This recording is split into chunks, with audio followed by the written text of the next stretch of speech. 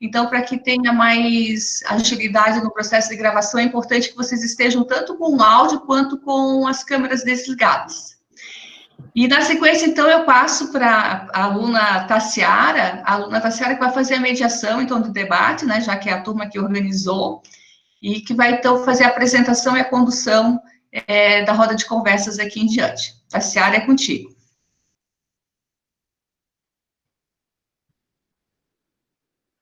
Boa noite. Consegue me ouvir? Sim.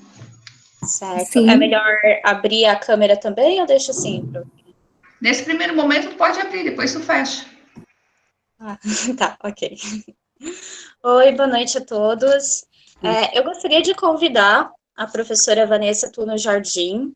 A professora Vanessa, ela é doutora em saúde coletiva, faz parte do corpo docente do Instituto Federal de Santa Catarina, no campus de Joinville, e ela falará sobre o panorama da pandemia do coronavírus. Por gentileza, professora Vanessa, a senhora tem de 15 a 20 minutos para fazer sua colaboração. Obrigada, Tassiara. Boa noite a todos. Acho que tu trocou meu currículo com a professora Luciana, porque eu sou do campus Florianópolis e a minha formação é em epidemiologia e também o meu doutorado na área da enfermagem. Mas tudo bem, um prazer estar com vocês. Eu já fui também do campus Florianópolis, do campus Joinville, então fico feliz. Já fui do curso de gestão hospitalar, fico feliz de rever alguns rostos conhecidos e estar com vocês discutindo um tema tão importante e um tema em que a epidemiologia, que é a disciplina que eu lecionei quando eu estive no curso da gestão hospitalar, está tão em alta, né? É uma ferramenta tão essencial para trabalhar a gestão de uma crise, a gestão de um problema de saúde pública, de uma emergência em saúde pública. E vocês, com certeza, observaram que, desde o começo, né, desde que se iniciou lá em dezembro, janeiro, começaram a rodar as notícias referentes à pandemia, desde o início, as informações giravam em torno do tal achatamento da curva, né? Não, a gente tem que achatar a curva, o isolamento é necessário para o achatamento da curva. E de onde veio isso, né? Que conceito epidemiológico é esse? Em que isso afetou diretamente o trabalho de vocês, futuros gestores, e dos atuais gestores que estão nos serviços de saúde, estão tomando decisões relacionadas a todas as ciências que vocês veem no decorrer da formação de vocês. Impacto de preparar um serviço de saúde para receber uma doença nova, de preparar um sistema de saúde para absorver um número de casos que pode ser muito elevado, e aí a tal da teoria do achatamento da curva, né? Isso é baseado numa ciência básica da epidemiologia, ferveu de explicações relacionadas a isso, de que toda doença infecciosa, ela tem um ciclo, né? Ela inicia com um ciclo de transmissão, e aí a gente viu na mídia as curvas da gripe espanhola, de outras epidemias, né, que ocorreram ao longo da história humana, e que é característica das doenças infecto-contagiosas, das doenças que se transmitem. Ela se espalha na população, atinge um pico, e depois começa a ter imunidade, as pessoas começam a ter imunidade, e essa curva começa a diminuir.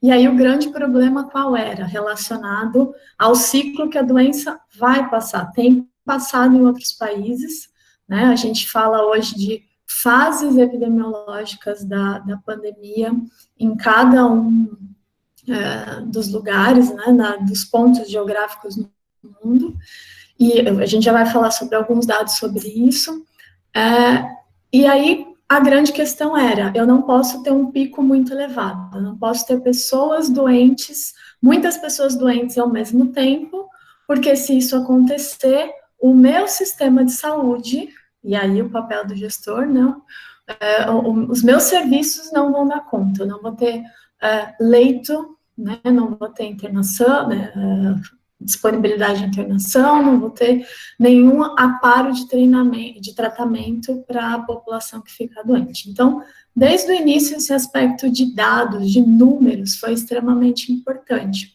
né, pensando que a gente deveria instituir medidas dentro do ciclo normal da epidemia, né, da pandemia, que ela passou a ter pessoas, o conceito de pandemia é esse, né, quando as infecções acontecem simultaneamente em diversos locais geográficos ao mesmo tempo, né, ela se espalhou muito rápido e começou simultaneamente a terem casos em diversos continentes, né, o mundo, né, foi tomado por ela.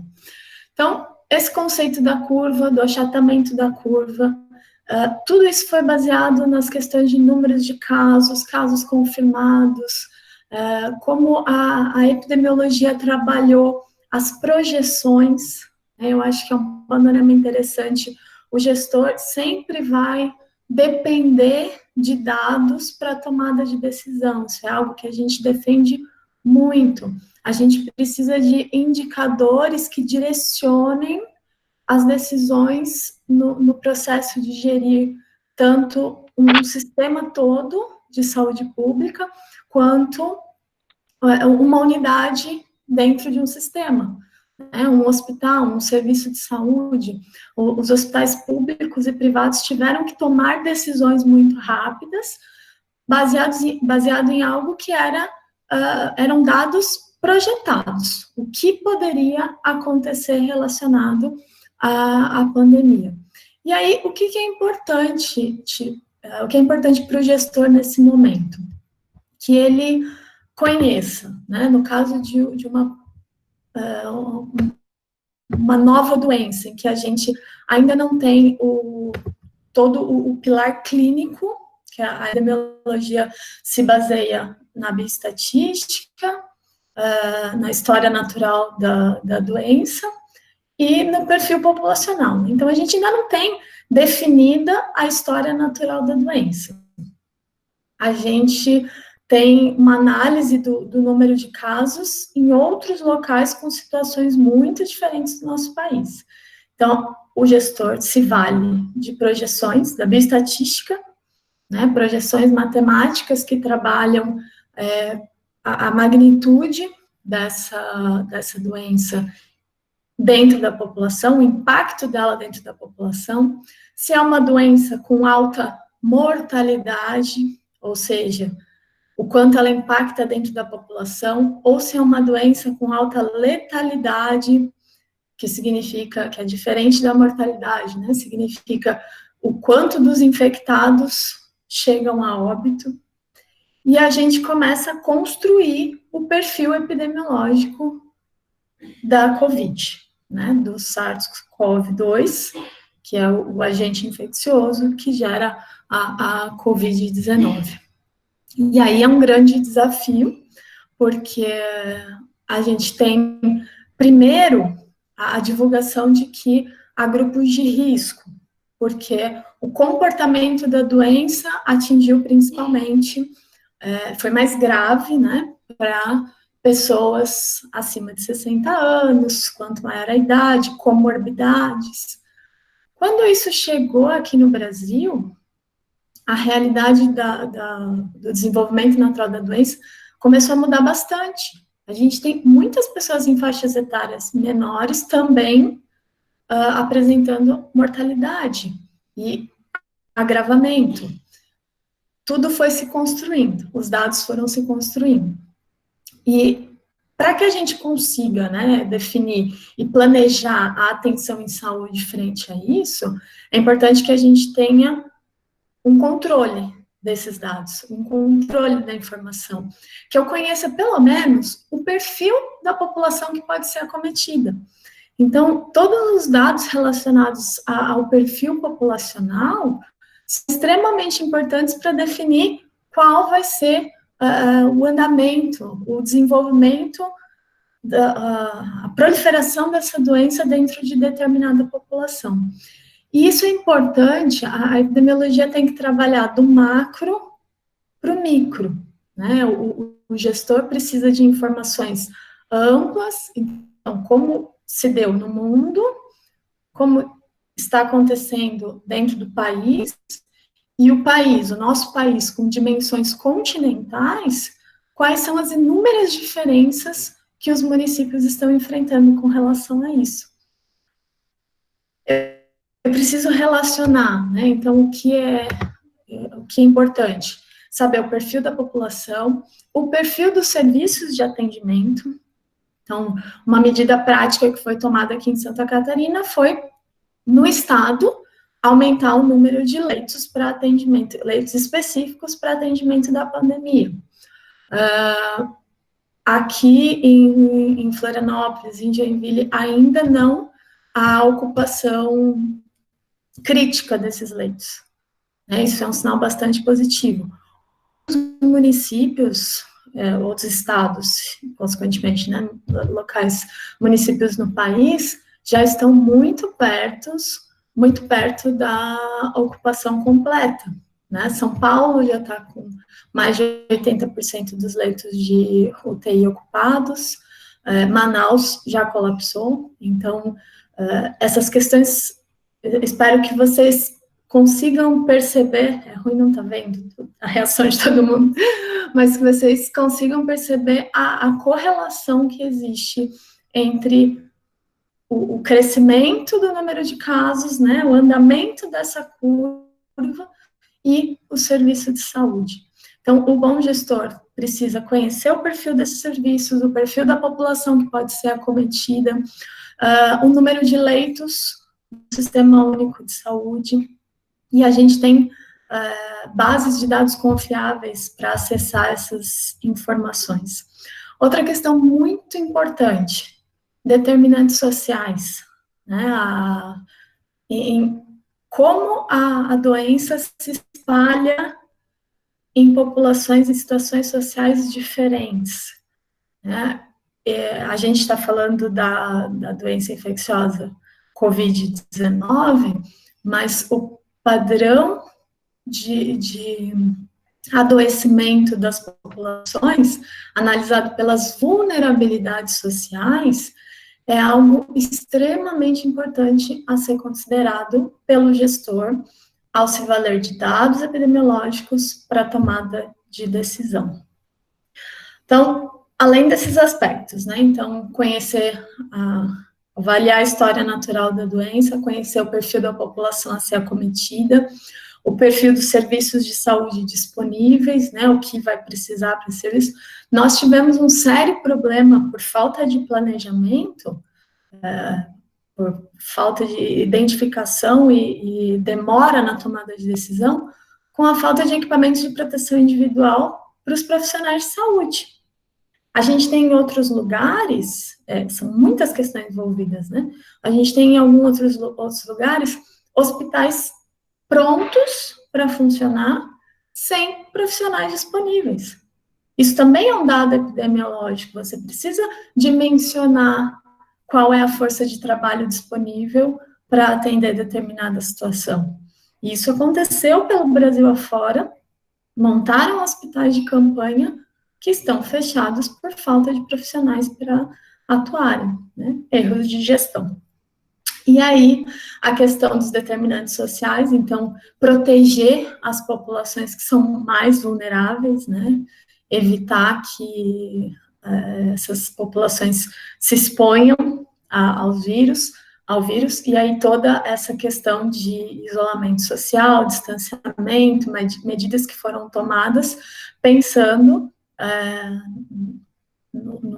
na história natural, como o vírus contamina e como você pode evitar ou atrasar o contato com esse vírus. E aí outra coisa extremamente importante para o gestor em saúde é o acesso a fontes confiáveis, né, e estar disponível dados acessíveis. Como a gente tem visto na mídia a disseminação dos dados diariamente, né? Aqui em Santa Catarina, o Instagram do estado, da prefeitura aí de Joinville, eu acompanho também. Aqui em Florianópolis, divulgam-se o número de casos, o aumento do número de casos, o número de óbitos. Isso é importante, é necessário, mas isso começa a gerar um monte de dúvida na população. Eu vou apresentar para vocês rapidamente, como a gente falou, de sempre trabalhar do macro para o micro, né, para onde forem as informações. Deixa eu apresentar minha tela aqui. Algumas fontes, e depois eu deixo disponível os links para vocês trabalharem, discutirem. Primeiro aqui, vamos lá. Uma fonte muito...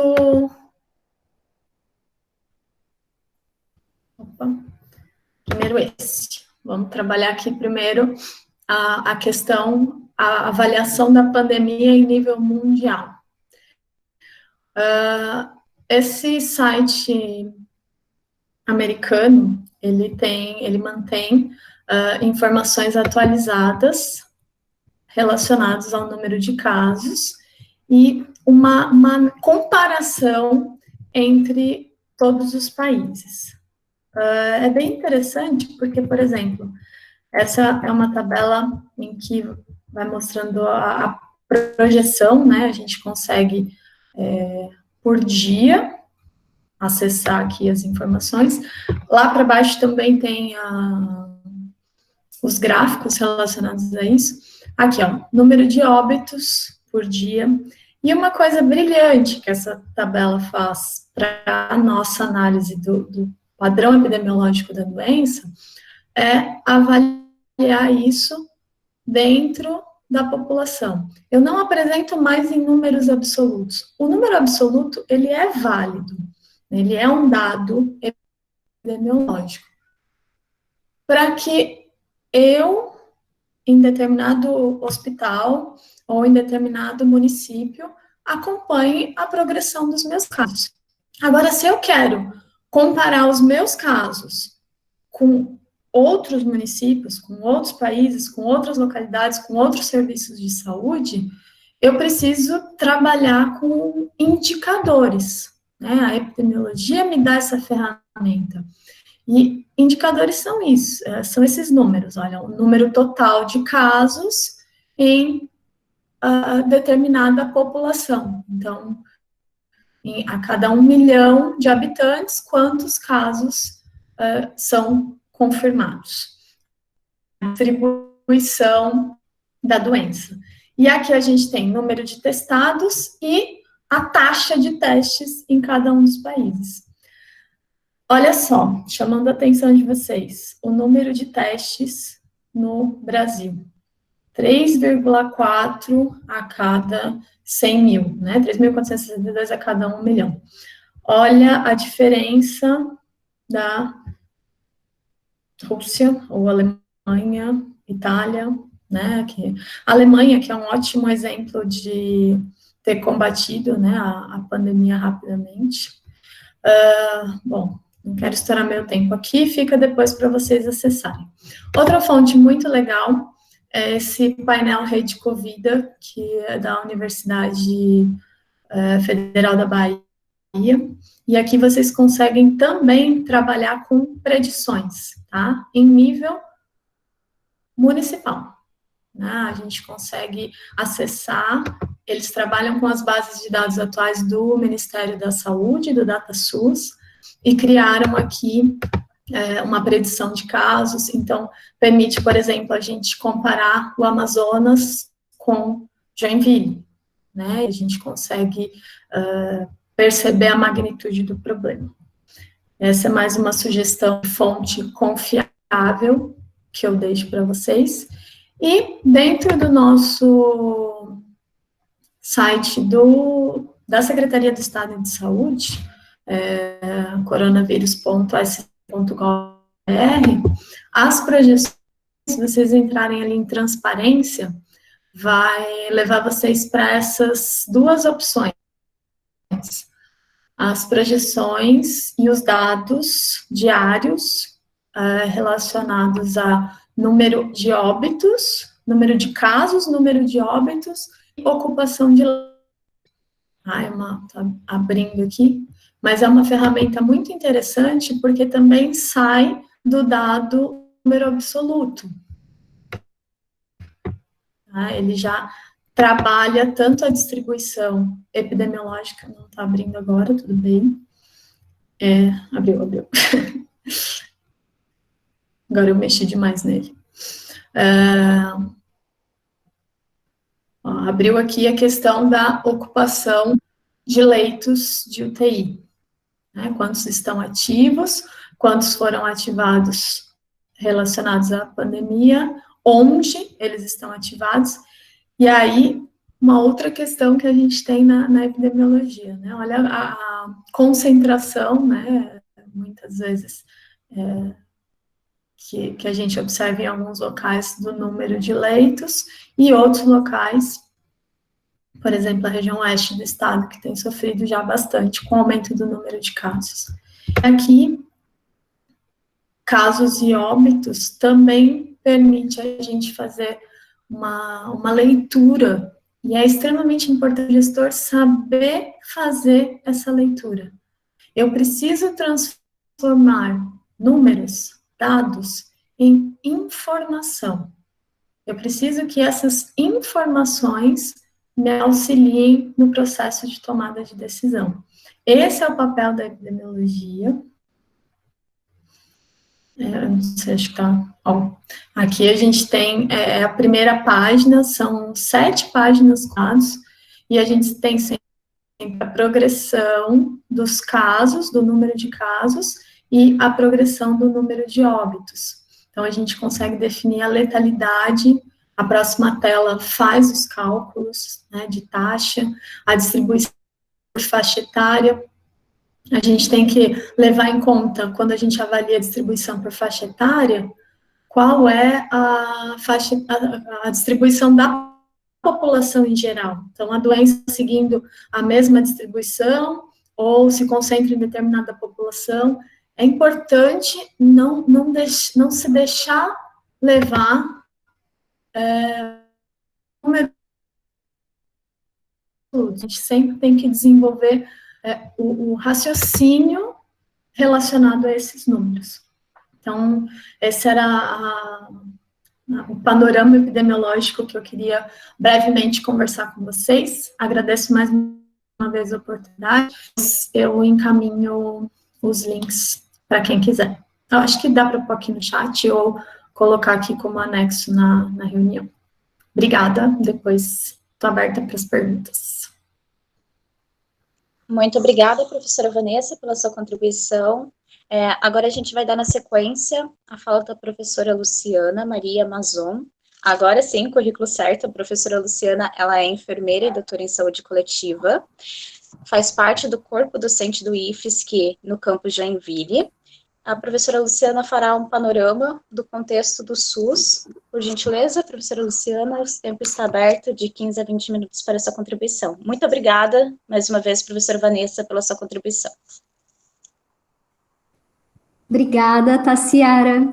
Eu quero dizer o quanto eu me sinto lisonjeada em poder estar aqui conversando com futuros gestores hospitalares, né, sobre a grave crise sanitária que a gente enfrenta no nosso país. E eu vou aproveitar e fazer um link com o que a Vanessa falou. A Vanessa trouxe palavras aí que são chaves para o que a gente vai conversar agora, né? Planejamento, tomada de decisão, e algo que me incomoda demais é perceber que gestores desconhecem o sistema de saúde do próprio país, né? E tomam decisões, muitas vezes, que são pouco assertivas, né? Por desconhecerem a própria organização da saúde no país ou dos sistemas de saúde brasileiros, né? Então, essa onda de desinformação que a gente vive, e eu ouço alunos muitas vezes replicando fake news sobre o sistema de saúde no Brasil,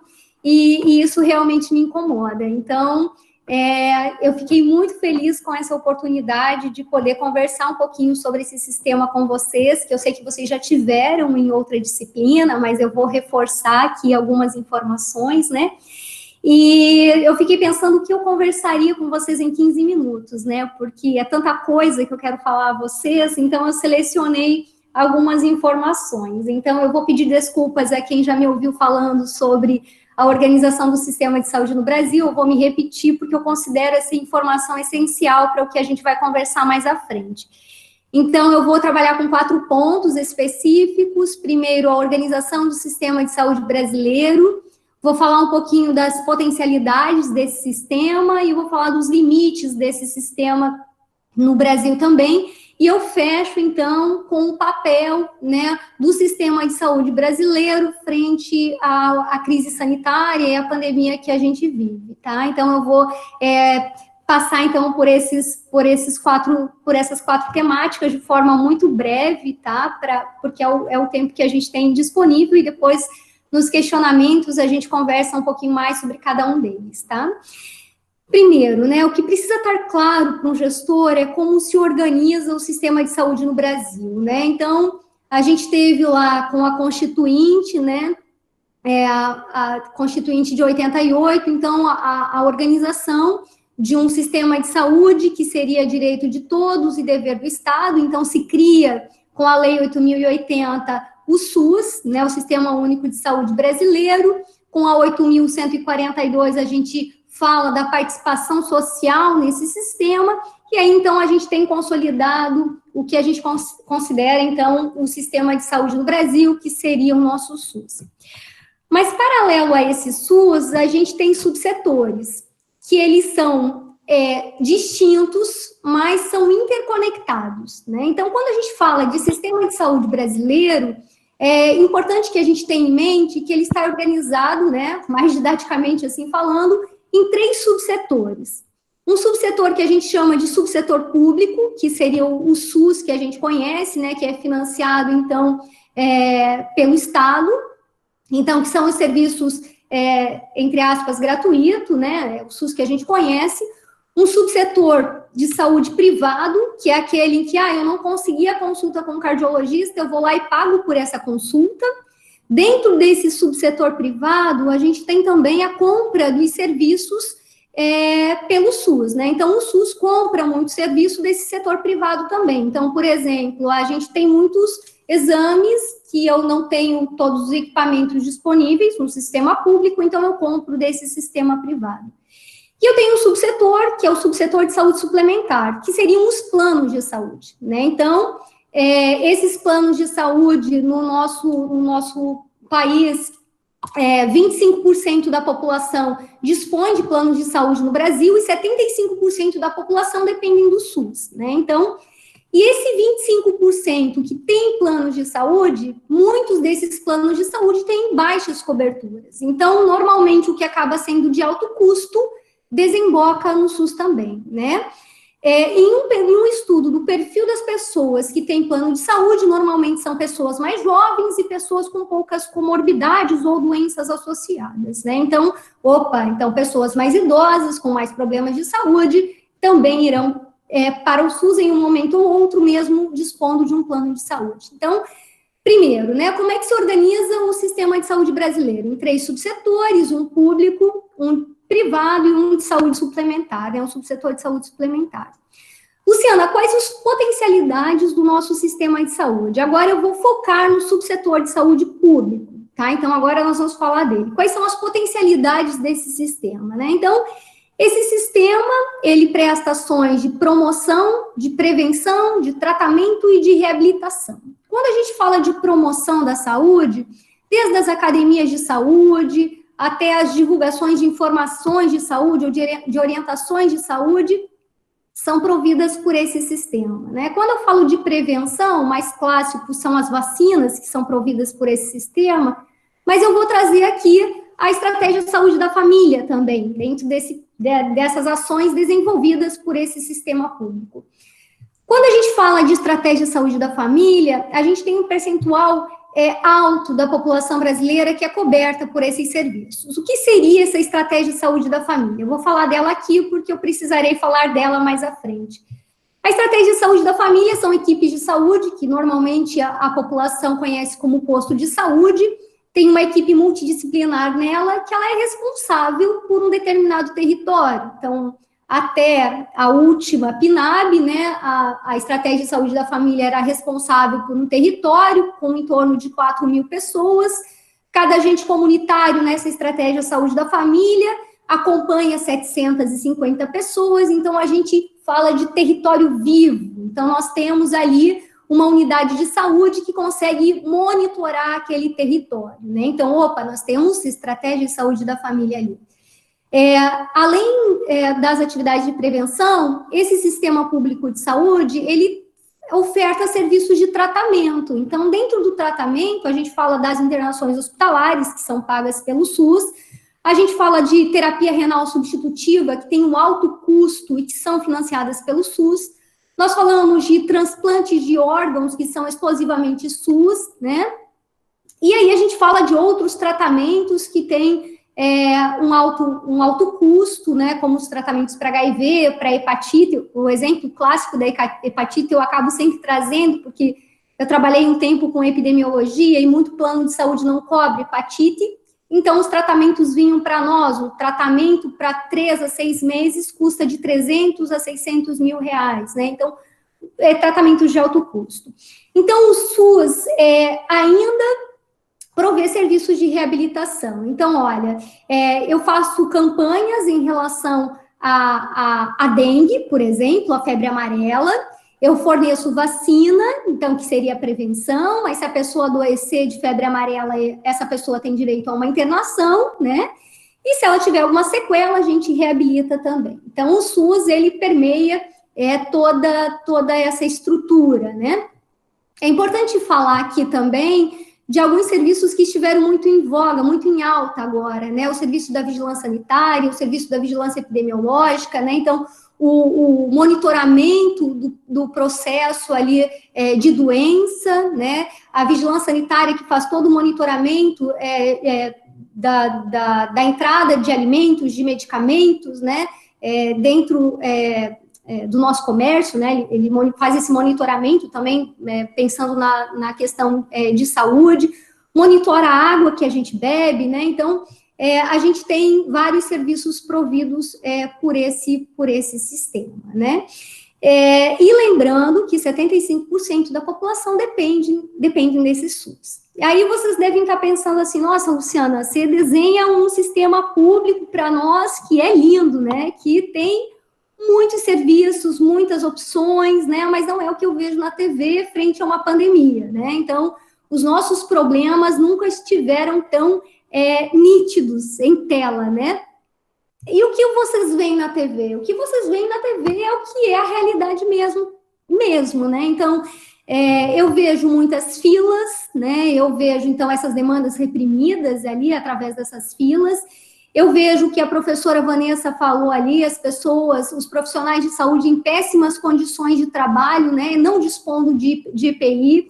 Eu vejo hospitais sucateados, é isso que eu vejo na TV. E esse problema, ele realmente existe. Então, a gente precisa falar dos problemas também. A gente precisa falar do que o SUS tem de potencialidades e precisamos falar desses problemas. Mas todo problema tem uma raiz, né, tem um cerne desse problema. E eu costumo dizer que o problema do sistema de saúde no nosso país é o financiamento desse sistema. E aí vem a primeira fake news, né, que os alunos falam muito quando entram no curso da saúde. Ah, professora, tem muito dinheiro para o SUS, vai muito dinheiro para o SUS, né? Então, essa é a primeira falácia, né? Então, primeiro, desde que se constituiu o SUS, né, aí entram questões políticas, enfim, que a gente não vai discutir aqui por conta do tempo. Desde a instituição do SUS, a gente vive um subfinanciamento desse sistema, né? Então, nós temos um sistema universal, mas o financiamento do nosso sistema não é de um sistema universal. Então, quando a gente compara o Brasil com outros sistemas de saúde universal, quando a gente compara o Brasil com a Holanda, com o Canadá, com o Reino Unido, com a Alemanha, enfim, a gente percebe que esses países, eles investem em torno de 9 a 10% do produto interno bruto num sistema público de saúde. Enquanto o Brasil investe em torno de 3,9% do seu produto interno bruto em saúde. Ora, a conta não fecha, né? Obviamente, alguém vai ficar sem assistência. É como se a gente estivesse em casa, né? Estou falando com gestores, né? Então, é realmente a mesma lógica. Então, se eu não tenho dinheiro, eu não consigo pagar minha luz, então minha luz é cortada, eu não consigo comprar alimentos, então o mesmo raciocínio, né? E realmente a gente tem pouco recurso para o SUS. E a gente teve um agravamento desse subfinanciamento, né? Então, em 2016, nós tivemos a aprovação, e a gente assistiu de plateia, a aprovação da Emenda Constitucional 95, de 2016, e essa emenda, ela congelou os recursos para a saúde por 20 anos, né? E mudou a base de cálculo. Então, antes, a base de cálculo da destinação de recursos para o SUS era feito a partir do produto interno bruto, agora a gente faz a partir de receita corrente líquida. Em resumo da história, o que acontece é que a gente teve perdas na ordem de bilhões de reais para o SUS. Então, a gente já tinha uma destinação baixa de recursos para o SUS e a gente perdeu mais recursos depois de 2016. Um outro fator importante, né? A gente tem uma alta ineficiência, gestores, uma alta ineficiência no gasto desses recursos. Então, a Organização Mundial da Saúde fez um estudo em 2011 e ela demonstrou que cerca de 20% a 40% dos recursos destinados para o SUS são desperdiçados, né? Para o SUS não, desculpem, destinados para a saúde são desperdiçados. Recursos que poderiam ser realocados ou redimensionados. Mas como isso, Luciana? A gente assiste todo dia na TV. Corrupção, né? Então, a gente está vendo aí respiradores sendo comprados por 250 mil reais, né? Então, muita fraude. Então, porque não precisou de licitação agora, a corrupção correu solta no nosso país. Então, a gente já tem pouco recurso, a gente destina mal e desperdiça esse recurso, o que sobra para o SUS? Né? Então, infelizmente, a pequena quantidade de recurso associada a essa ineficiência culmina no que a gente vê, que é o sucateamento, que é as baixas condições de trabalho, que são as filas desse sistema. Né? Então, é algo que os sanitaristas costumam dizer que a gente até faz milagre com o recurso que a gente tem, né? Porque realmente o recurso que esse sistema dispõe é baixo, e a gente aprovou, né, a gente assistiu à aprovação em silêncio dessa Emenda Constitucional 95, e isso é algo pelo qual a gente precisa lutar, né, para que seja derrubada, né.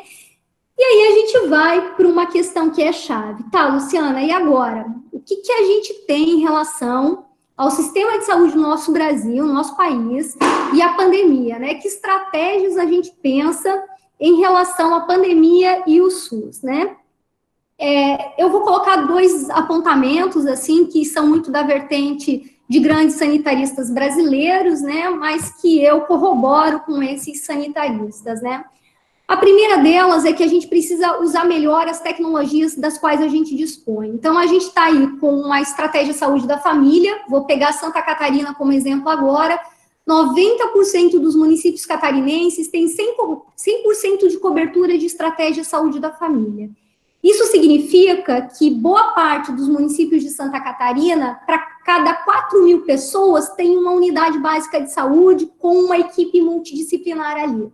A gente não ouve falar de estratégia de saúde da família nesses tempos de pandemia, pelo menos não na TV, né? Então, agora com as lives e webs, a gente ouve falar um pouquinho mais, né? A gente precisa usar dessa tecnologia. Então, se eu tenho uma estratégia de saúde da família naquele território, e eu sou enfermeira daquela estratégia de saúde da família, eu preciso monitorar aquelas 4.000 pessoas que estão naquele meu território, né? Então, eu preciso que meu agente comunitário saiba aquela pessoa do meu território que não está fazendo isolamento social. Eu preciso saber daquela pessoa que está com sinais e sintomas, porque se eu não tenho como testar, eu preciso garantir que essa pessoa também fique em casa, né, e não contamine outras pessoas. Se essa pessoa está com sinais e sintomas, eu preciso monitorar esses sinais e sintomas, porque caso haja agravamento, eu coloco ele dentro da rede, né? Então, a ideia é que esse território vivo realmente funcione, né? Então, a gente precisa utilizar melhor essa tecnologia que a gente dispõe. Eu falo isso mais em relação a Santa Catarina, que a gente tem, mas a gente tem quase 170 milhões de brasileiros cobertos por estratégia de saúde da família, mas eu me refiro aqui a Santa Catarina, que tem isso muito consolidado, né? E o que muitos municípios têm feito realmente, né? E pensando em estratégias durante a pandemia, outra coisa que se defende e que vai gerar uma polêmica aqui, talvez, é a questão das filas únicas de UTI, né? Então, o que acontece em relação às UTIs, né? Eu vou pedir para quem está coordenando a mesa sinalizar se eu ultrapassar o tempo, porque aí eu vou falando, né? E aí acabo, muitas vezes, ultrapassando o tempo. Ainda tem 3 minutos. Ótimo, obrigada, Tassiara. Outra questão é a fila única para as UTIs, né? Eu falei para vocês de subsetores, né? Nós temos um subsetor de saúde pública, um subsetor de saúde suplementar e um subsetor de saúde privado, né? E a gente tem os leitos de UTI aí nesses subsistemas, nesses subsetores, não é subsistema, é subsetor, né? E o que acontece, né? Nós temos no Brasil em torno de 75, deixa eu até anotei, desculpem, 47 mil leitos de UTI, né? Nós temos 47 mil leitos de UTI entre leitos públicos e leitos privados, né?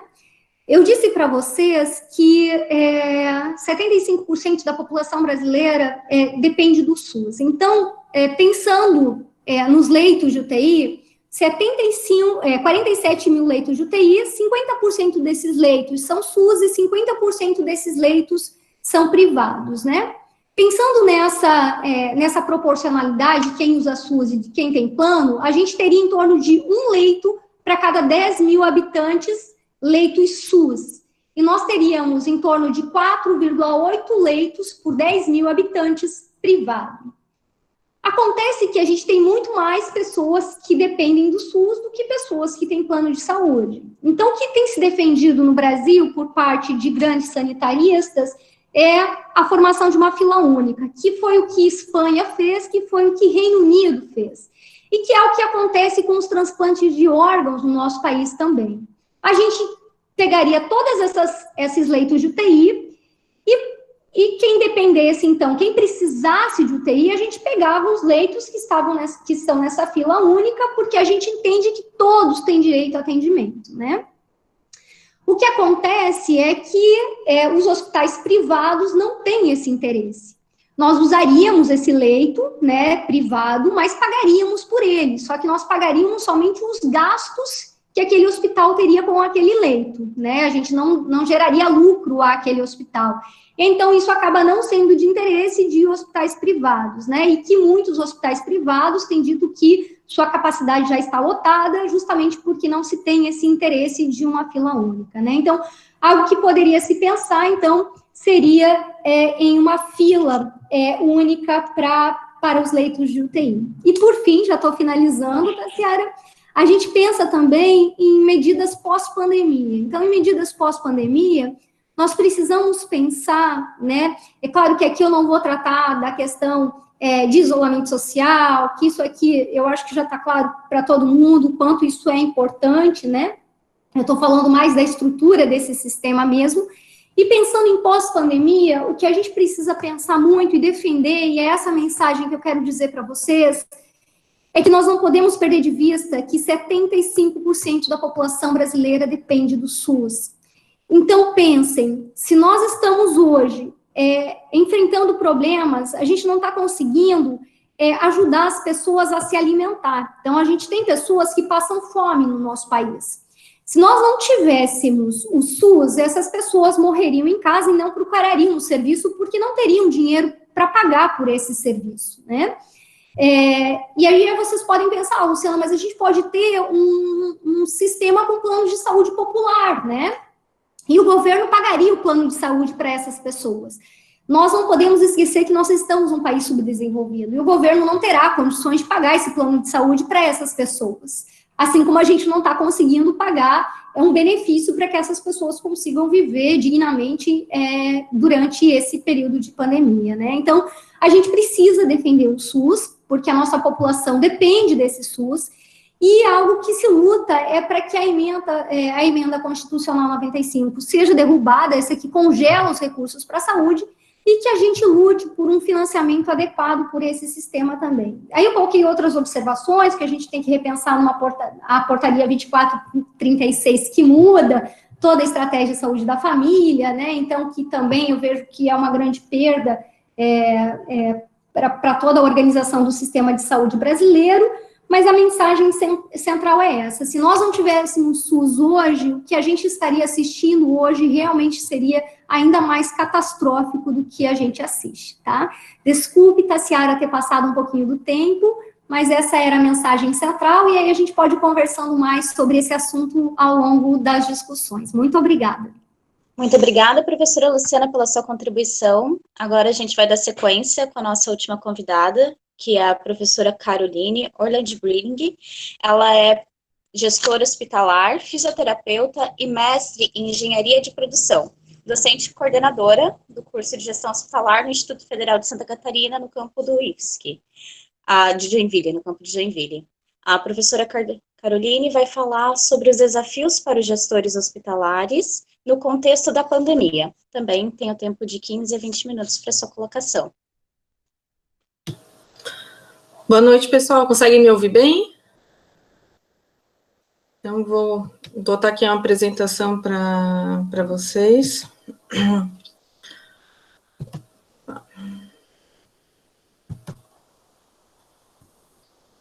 Para facilitar aqui a apresentação, tá? Queria agradecer a presença de todos, dizer que eu estou muito feliz de estar com vocês aqui essa noite, né, e de já ter escutado essa explanação maravilhosa das professoras Luciana e da professora Vanessa. Tá? Então, a gente fala com vocês um pouquinho sobre o papel do gestor hospitalar no enfrentamento da Covid. Acredito que vocês vou complementar o que as professoras falaram, né? Então, o que a gente vai discutir aqui? O que é emergência em saúde pública, o que é vulnerabilidade, a sobreposição de crises que a gente vive, o desastre que a Covid-19 nos causa, né, e a gestão de desastres e o que é um comitê de crise. Então, tentei buscar aqui aspectos sobre a gestão de crises, de um ponto de vista mais macro, tá, do que simplesmente só do Covid. Então, vamos lá.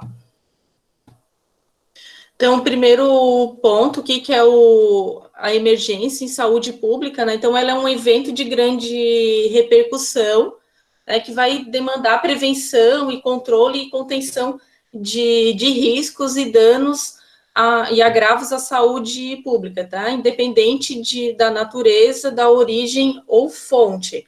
Então, de uma forma breve, né, alguns exemplos de situações que podem gerar emergências de saúde pública, situações epidemiológicas, como é o caso da Covid-19, né, doenças infecto-contagiosas. Nós podemos ter desastres ambientais também, como é bem comum aqui na nossa região, a questão das enchentes, né, dos ventanias também, né, então a gente já teve aqui no nosso estado ciclones, então acabam causando grande devastação.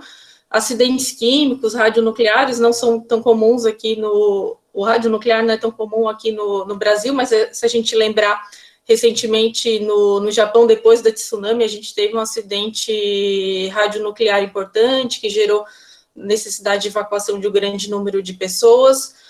A gente pode ter também acidentes com múltiplas vítimas, então, acidentes de trânsito, que vão envolver um grande número de pessoas. A gente pode ter desabamentos, né? Recentemente a gente teve alguns desabamentos de prédios aí que envolveram resgate de muitas pessoas. São alguns exemplos desse tipo de acidente, e também situações de desassistência à população, como, por exemplo, uma guerra que acaba gerando a impossibilidade da chegada de materiais, de suprimentos para a população. Então, essas situações de emergência, elas podem ter uma importância internacional, nacional, ou até mesmo regional, dependendo do potencial delas. A vulnerabilidade social dentro desse contexto das emergências em saúde pública, ela é muito importante, como as professoras já destacaram, né? Então, quanto maior a vulnerabilidade social, econômica e ambiental daquela população que está sendo atingida, maior vai ser o impacto dessa emergência em saúde pública, né? Então, a gente tem uma grande preocupação com os diversos países que estão sendo atingidos, que têm uma situação econômica e social pior, e assim como o nosso, né? Então, exemplos de situações de vulnerabilidade social e econômica e ambiental, né? Então, as pessoas em situação de rua, pessoas com transtornos mentais ou com algum tipo de deficiência, elas acabam sofrendo mais, né? Indígenas, quilombolas, refugiados, ciganos, agora com essa questão do colapso na região norte, né? Os ribeirinhos, moradores de favelas e de periferias que a gente está vendo aí, Rio de Janeiro e São Paulo, né, todos os trabalhadores informais que estão sofrendo bastante com qualquer parte econômica, profissionais do sexo. Então, são várias populações, existem outras ainda para ficar elencando aqui, mas algumas principais, né, e muitas vezes até se encaixam em vulnerabilidades diferentes, né. E por que é importante a gente pensar nessas vulnerabilidades, né? Porque esse termo até vulnerável, ele pode ficar ampliado além daquelas populações ali tradicionais que a gente elencou antes, numa situação de crise. Por exemplo, agora na situação da pandemia da Covid, os profissionais de saúde, eles também se encaixam dentro da população vulnerável, porque eles estão expostos a um risco de contaminação maior do que as outras pessoas, por estarem lidando com as pessoas doentes, e eles também têm um maior risco para desenvolver algum tipo de transtorno mental, né, devido à pressão da situação. Então, eles também se encaixam como vulneráveis nesse momento. Outra coisa que é comum ocorrer é a sobreposição de crises, né? Então, em geral, essa crise de saúde pública, ela não vem sozinha, ela acaba vindo acompanhada de crises econômicas e de crises políticas, e ela ainda pode ser acompanhada de uma outra crise de saúde também. Isso impacta ainda mais na vida da população, e principalmente naquelas populações que já são tradicionalmente mais vulneráveis. E com relação à sobreposição de crises, né, próprias instituições brasileiras e internacionais também já estão fazendo projeções que, considerando as sobreposições de crise que nós estamos tendo aqui no Brasil, nós vamos viver aí nos próximos meses uma grave crise humanitária, né? Então, além de a gente ter essa crise sanitária, a gente vai ter uma crise humanitária também, né? Então, o que é importante, né, com relação a esse monte de crises, né, é como as professoras falaram também, de conhecer essas determinantes sociais, né? Então, a doença ali, ela nunca vai vir sozinha, ela vai vir acompanhada de outras problemáticas, e as determinantes sociais vão fazer com que esse desastre, que esse problema todo que vai ser causado tenha uma dimensão maior ou menor, né? Então, que determinantes sociais? As condições de vulnerabilidade social, as condições de suscetibilidade que as pessoas estão para ficarem acometidas por essa doença, e também pela capacidade do sistema de desenvolver a vigilância em saúde e também a atenção em saúde. Então, aqui está a importância das diversas políticas públicas, né, que nós temos, né? Então, está aqui as políticas de direitos sociais, as políticas de proteção e de qualidade ambiental e o sistema público de saúde como um todo. Opa, perdão. Com relação aos desastres, né, eles sempre vão causar uma problemática para o gestor, que eles vão demandar a utilização de um recurso que é muito maior do que aquilo que eu possuo, né? Então, eu sempre vou ter um desequilíbrio entre os recursos necessários e os recursos existentes. Tá?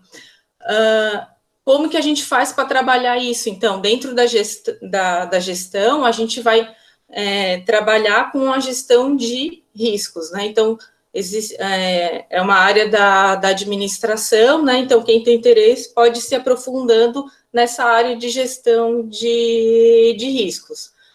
Na gestão de riscos, com relação aos desastres, a gente tem um ciclo de atuação, que é esse ciclo que eu estou apresentando para vocês aqui na tela, né? Então, a gente pode trabalhar em todas essas etapas aqui, na prevenção desse risco, né? Tomar medidas para evitar que ele ocorra.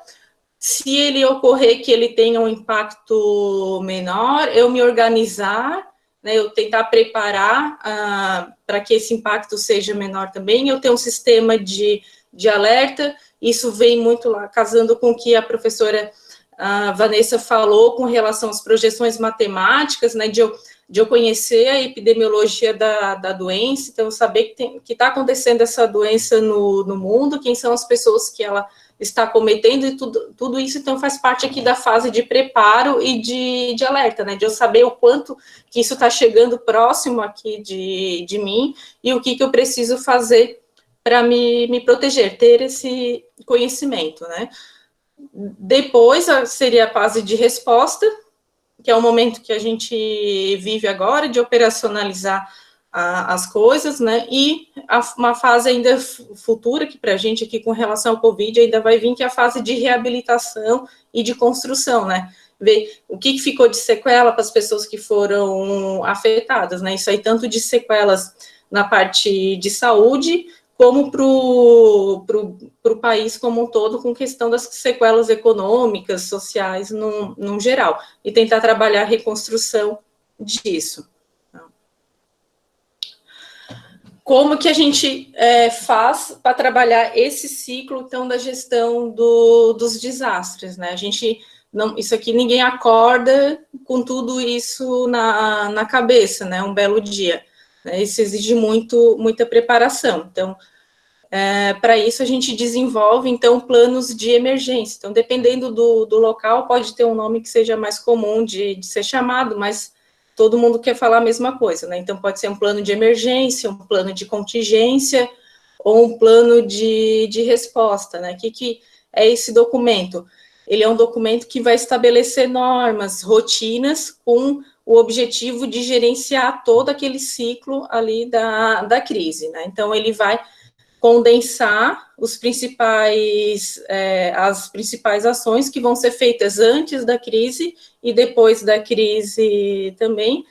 Uma coisa muito importante do plano de emergência é o estabelecimento de responsabilidades, né? Então, né, a gente não pode deixar o cachorro sem dono, então cada ação que vai ser executada, a gente tem que saber quem é que é a pessoa que vai executar, isso tem que estar muito claro.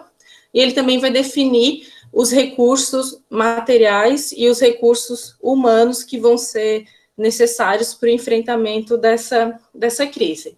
Tá? Então, esse plano de emergência, eu posso fazer ele tanto pensando no sistema de saúde, então a gente tem planos de emergência em saúde, do SUS, mas aí a gente pode ter esses planos para o Brasil todo, a gente pode ter o plano pelos estados e também por município, assim como a gente tem esses planos de emergência também dentro das instituições. Então, um hospital, ele pode ter o seu próprio plano de emergência também, sempre casando com os planos de emergência de instituições superiores a eles, né? e é algo no Brasil que ainda não é muito trabalhado, né?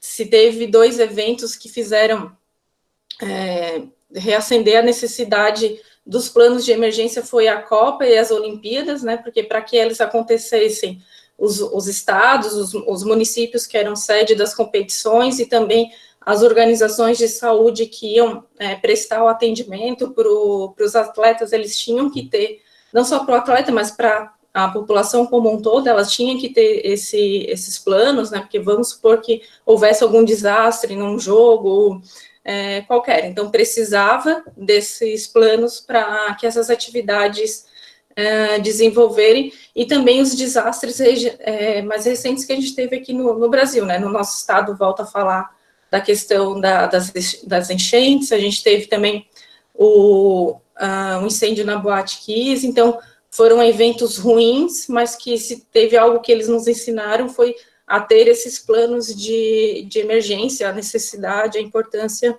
deles, para prestar um atendimento adequado para a população. Esses planos de emergências, eles devem ser redigidos de uma forma simples, né, bastante concisa, para que qualquer pessoa que leia, ele tenha um entendimento do que se quer falar, né, a gente não pode ter interpretações diferentes.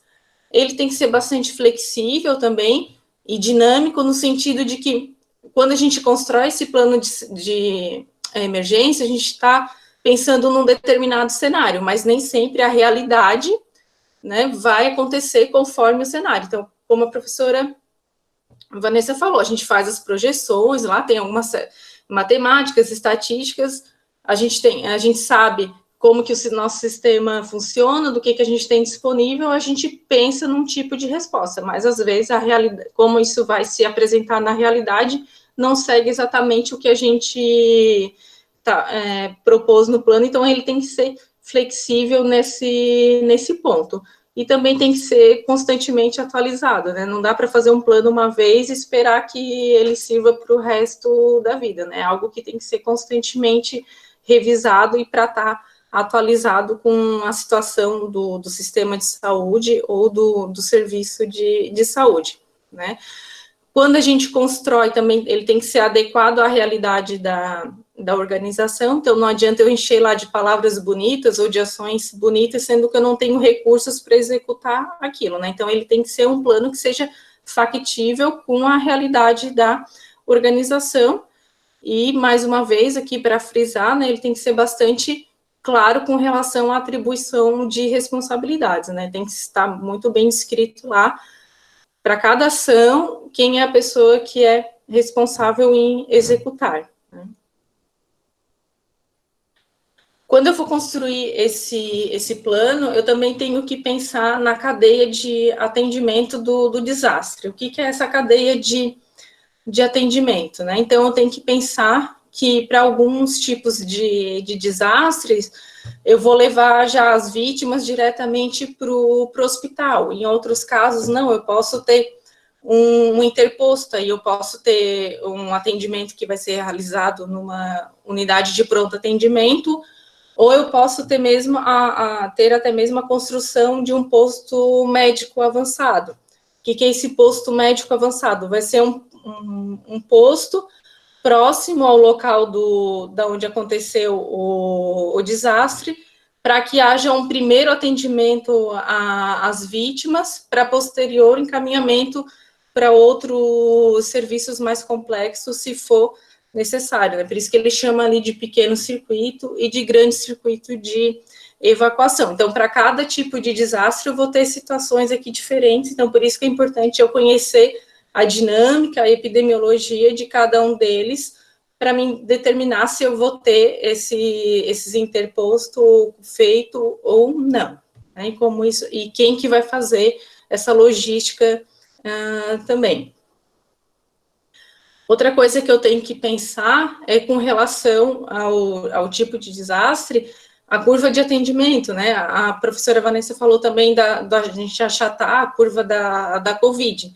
Então, acho que esses 2 gráficos aqui que eu trouxe, eles ajudam a gente a visualizar essa demanda por atendimento, né? Então, esse primeiro gráfico, é um gráfico para eventos traumáticos, né? Então, eventos onde eu tenho um grande número de pessoas, por exemplo, que foram traumatizadas, né? Então, vamos pensar aí no desabamento de um prédio, né? Então, eu vou ter um grande número de vítimas sendo resgatadas, a princípio, num curto espaço de tempo, então isso vai fazer com que eu tenha um pico de atendimento lá no meu serviço de saúde muito, muito rápido e que ele vai durar um período curto de tempo, né? Então, por exemplo, aqui foi um trabalho que estimou que em eventos traumáticos é em torno de 1 hora, a partir do acontecimento do evento, eu começo a ter a chegada aí dos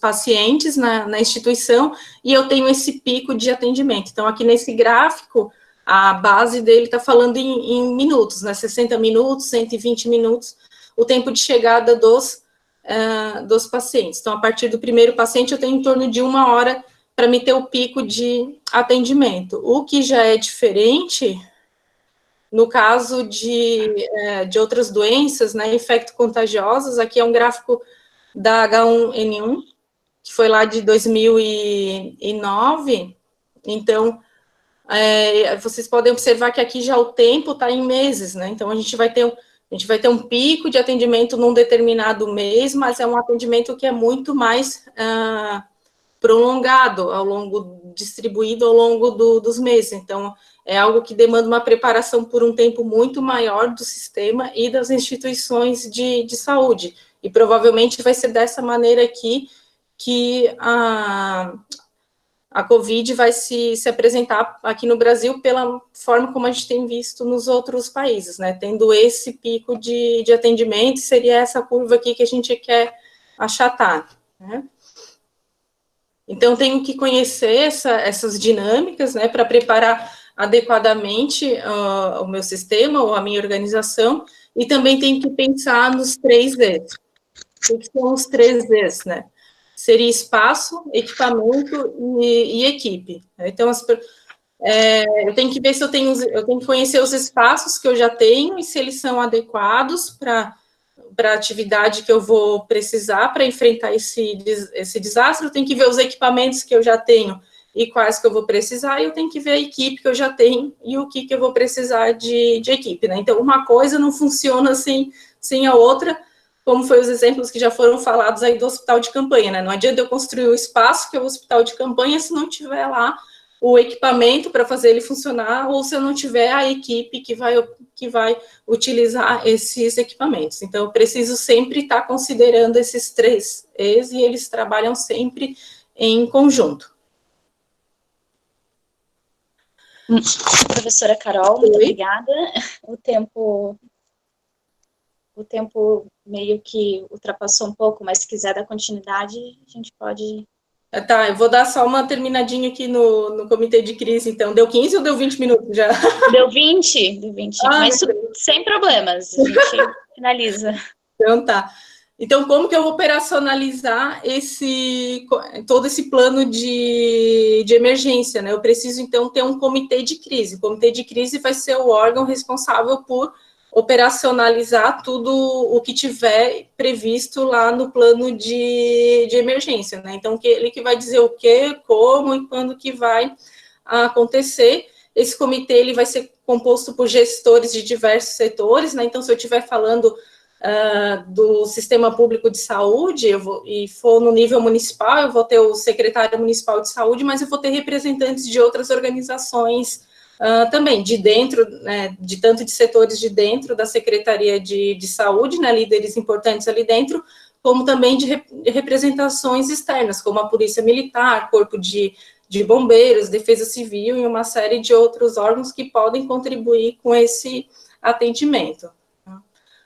Esse comitê ele tem que funcionar 24 horas, 7 dias da semana, então não tem férias, né? O pessoal tem que ter plantão nos finais de semana, nos feriados, porque eles vão ser quem que deve estar destinando todas as ações. Eles têm que ter um espaço específico para desenvolver essas atividades, e diariamente eles têm que estar fazendo uma série de levantamento de indicadores e fazendo um acompanhamento disso, né? Então, por exemplo, a demanda com relação a quantos pacientes internados eu tenho, em que tipo de leitos que eles estão, pacientes que estão em acompanhamento domiciliar, fazer o controle dos equipamentos, né? Eu volto aqui para os 3Es, então, o controle lá, gestão de estoques, né? Os EPIs, as medicações, os gases medicinais, então, esses materiais de consumo.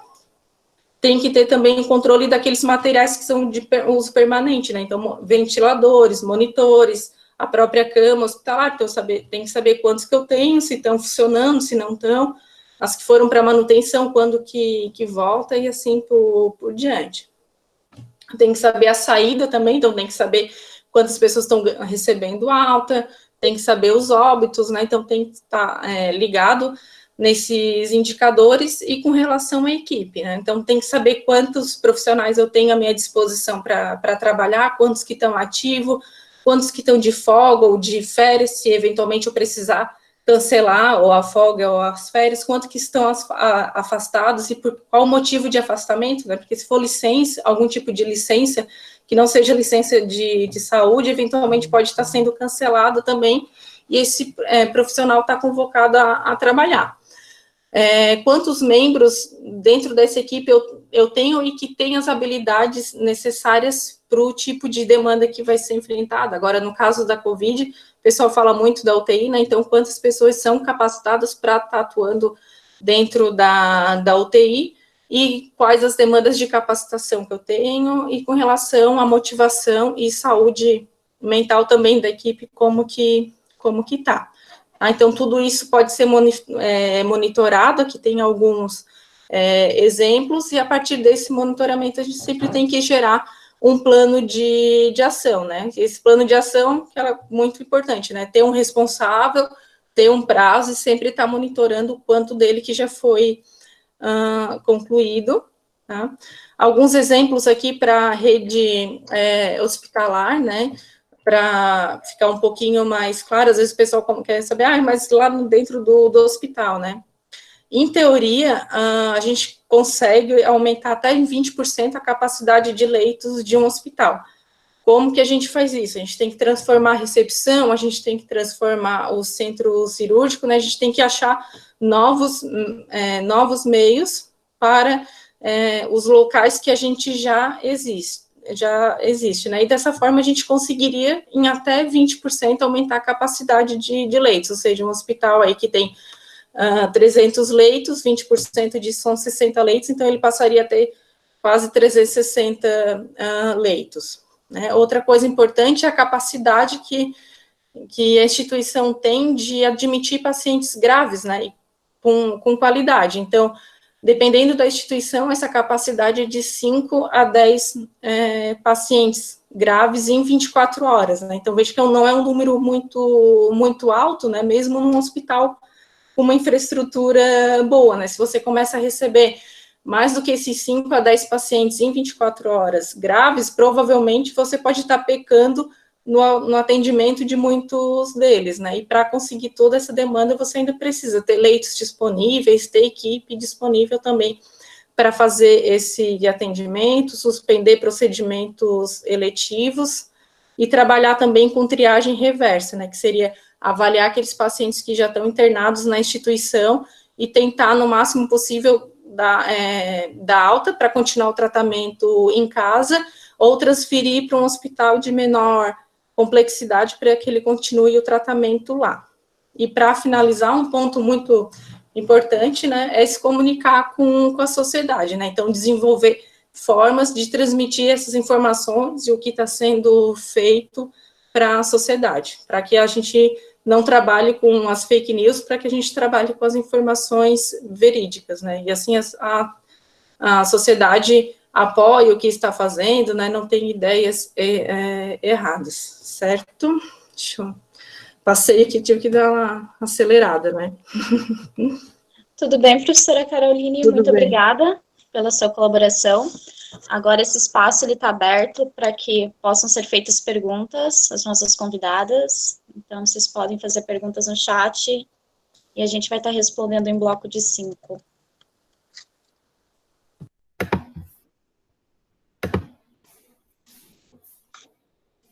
Então...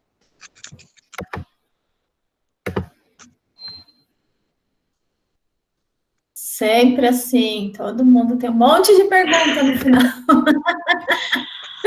Bom, nesse caso...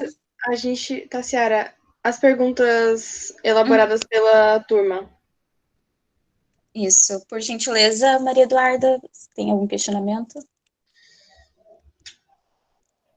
Um momento.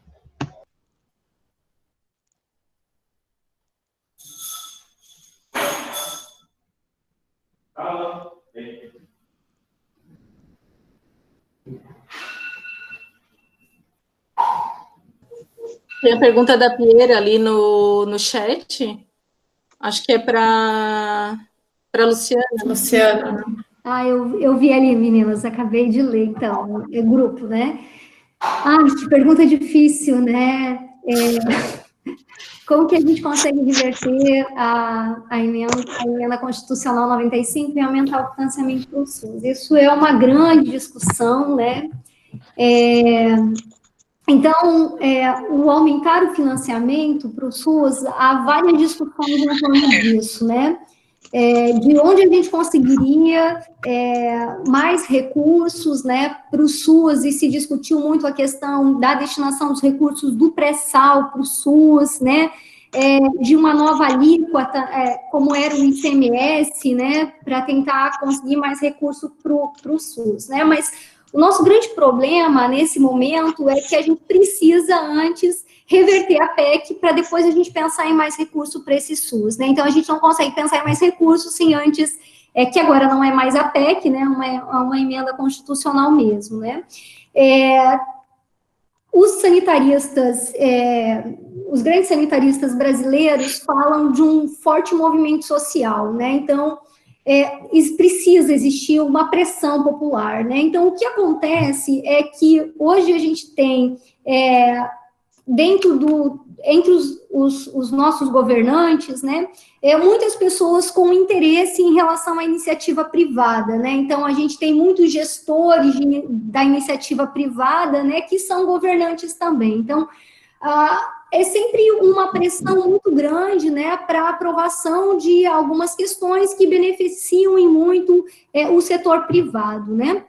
Então, o que se fala hoje é de uma pressão, uma grande pressão popular, uma articulação popular, e que a gente conseguisse ter, e quando a gente vota, né, votar em deputados, em senadores que são a favor do SUS, né, e que revogariam, por exemplo, fariam uma revogação dessa emenda constitucional, né? Então, o que se fala hoje é de uma forte pressão popular. Então, enquanto a população não exercer uma forte pressão para que essa emenda constitucional não seja revertida, ela não será revertida, né? Então, os interesses políticos ali são importantes, e a gente já percebeu que quando existe uma pressão popular, muitas das situações, né, muitos dos projetos de lei acabam sendo revertidos a partir de uma grande pressão popular, né? Então, primeiro as pessoas precisam conhecer o SUS, né? Então, os gestores, os cidadãos, né? Nós precisamos falar sobre o SUS e falar informações reais sobre o SUS. Então, muitas pessoas desconhecem, né, sobre o financiamento ou sobre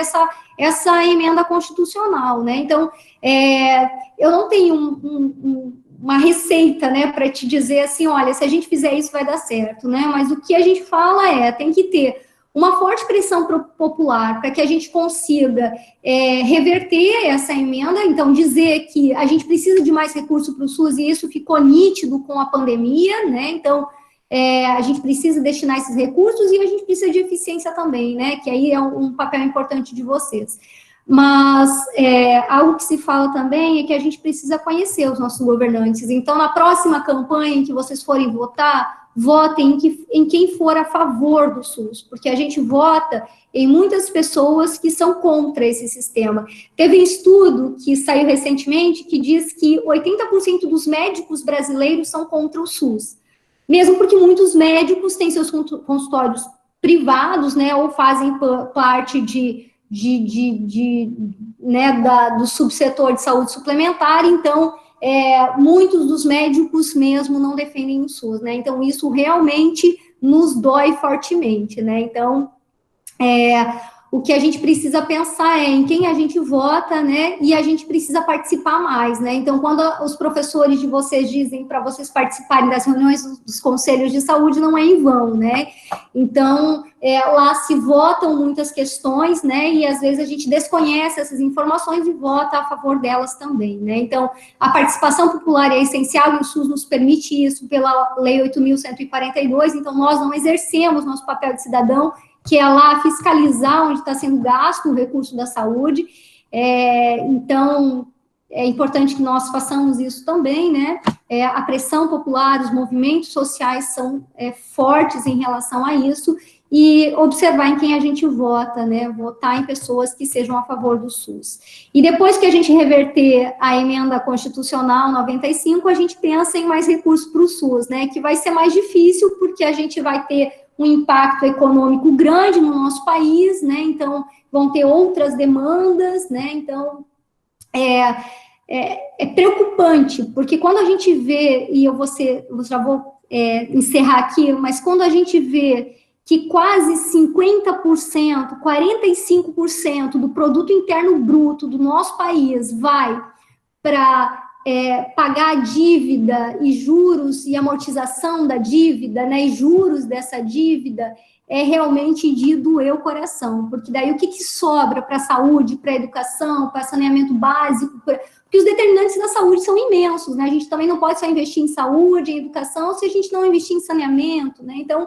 a gente tem que ver as outras questões que estão impactando, né? Então, não é tão simples assim também, né? Então, o que mais come do nosso dinheiro hoje é a dívida e a amortização dos juros, né? A amortização da dívida e os juros dessa dívida, né? Então, não se tem uma resposta para isso, mas a participação popular e os movimentos e a pressão social é o que hoje determinaria essa derrubada da emenda constitucional. Não sei se respondi, né, mas acho que seria mais ou menos nessa linha. Muito obrigada, professora Luciana. Aproveitando, a Grace Kelly tem uma pergunta direcionada à professora também. A pergunta dela é como a superlotação dos hospitais públicos causada pelo coronavírus vai afetar o SUS futuramente? Então, quando a gente fala de superlotação, ele está na capacidade máxima dele, né? Então, a gente está... Eu vou responder a tua pergunta de uma outra forma, né? Então, hoje a gente tem um alto investimento num adensamento tecnológico, né? A gente está olhando para um sistema de saúde basicamente hospitalocêntrico. Então, a gente tem aumentado a capacidade hospitalar, a gente tem investido fortemente em alta tecnologia, né? Que isso vai na contramão do que você pensa num sistema que privilegia a promoção, a prevenção da saúde. Mas, como a professora Carolina muito bem abordou, em uma gestão de crise é isso que a gente tem que fazer. A gente não pode deixar as pessoas morrerem, né? Nós precisamos intervir o mais precocemente possível, né? E não deixar que as pessoas morram é possibilitar que a gente tenha mais leitos hospitalares, né? Então, isso vai impactar em aumento da nossa dívida, né? Então, porque a gente está tirando esse recurso de algum lugar, né? Então, nós estamos nos endividando mais, porque a gente não tinha esse dinheiro para o SUS, a gente estava destinando esse recurso para outros fins, né? Inclusive para pagar a própria dívida. Então, o que está acontecendo é que nós estamos nos endividando mais. Então, mais dívida, né? Provavelmente vai sobrar menos recurso para o SUS, porque como eu falei para vocês, com a emenda constitucional 95, mudou a base de cálculo do SUS, né? Então, antes, a gente não poderia baixar a quantidade de recursos que a gente destinava para o SUS baseada no produto interno bruto do ano anterior, né? Como agora a base de cálculo mudou e a base de cálculo é a receita corrente líquida, como a nossa receita corrente líquida não vai ser uma boa receita corrente líquida por conta da crise, vai diminuir ainda mais os recursos para o SUS. Então, nós estamos nos endividando, né? A gente vai ter ainda menos recurso para o SUS, então, eu não sei nem te dizer, assim, o que a gente espera, né? Então, a gente já está com um sistema que ele ele está sofrendo com esse subfinanciamento. Então, o que a gente imagina é que talvez a gente sofra ainda mais, né, com esse endividamento, né, que o país irá sofrer, né. O que a gente gostaria é que, pelo menos, o recurso que a gente recebe hoje, que seria 3,9% do produto interno bruto, em média, se mantivesse, né, mas a gente acredita que não vai se manter. Então, a gente só tem que lutar para que a gente não caminhe para um lado forte da privatização, que é o interesse do setor privado, né? A gente não pode esquecer que 75% da população depende do SUS. E quando a gente olha países como a Islândia, eles investem fortemente em saúde e educação. Claro que a Islândia é desse tamanho, né? Pequenininha, não tem nem como comparar com o Brasil, né? Aí a professora Vanessa falou muito bem dessas questões de comparação que a gente precisa cuidar, né? Mas a gente vai na contramão do que muito país faz. Então, eu não consigo nem te dizer quais vão ser os impactos, né? A gente vai ter que esperar para ver o quanto tudo isso vai impactar. Mas a gente sabe que a gente está num problema muito sério, né? E realmente isso me preocupa demais. Muito obrigada, mais uma vez, professora Luciana. Maria Eduarda tem o bloco de 5 perguntas para que a gente possa estar respondendo, entre elas a da Neuza, que vai ser direcionada após a professora Vanessa. Maria Eduarda. Boa noite. Antes eu vou começar com as perguntas selecionadas pela professora, né, que foi feita pela turma. Pergunta para a professora Vanessa. Pesquisadores como Átila e a Mariano alertam sobre a possibilidade de novas pandemias pelo século XXI. Como podemos nos preparar como gestores? Deixa eu abrir o microfone.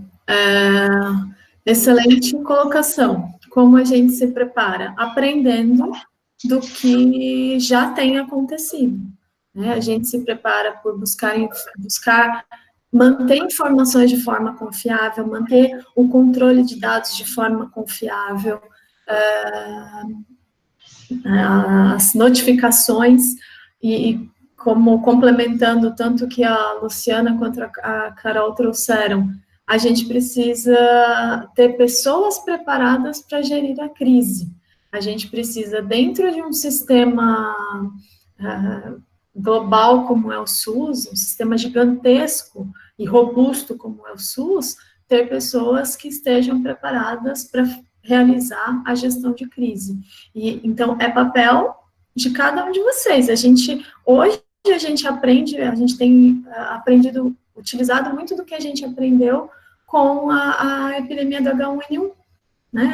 Algumas situações acontecem com um certo padrão, então a gente aprende com isso e faz a gestão da crise.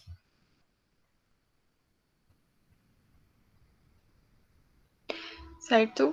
Pergunta para a professora Caroline. Como você avalia a postura dos gestores do SUS diante da pandemia? Como fica a qualificação profissional neste cenário?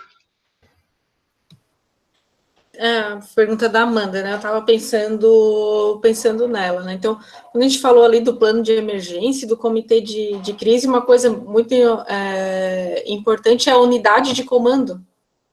E eu acho que o que a gente não tem hoje no Brasil é a unidade de comando, né? Porque cada esfera fala uma coisa diferente e isso gera uma confusão maior ainda para as pessoas.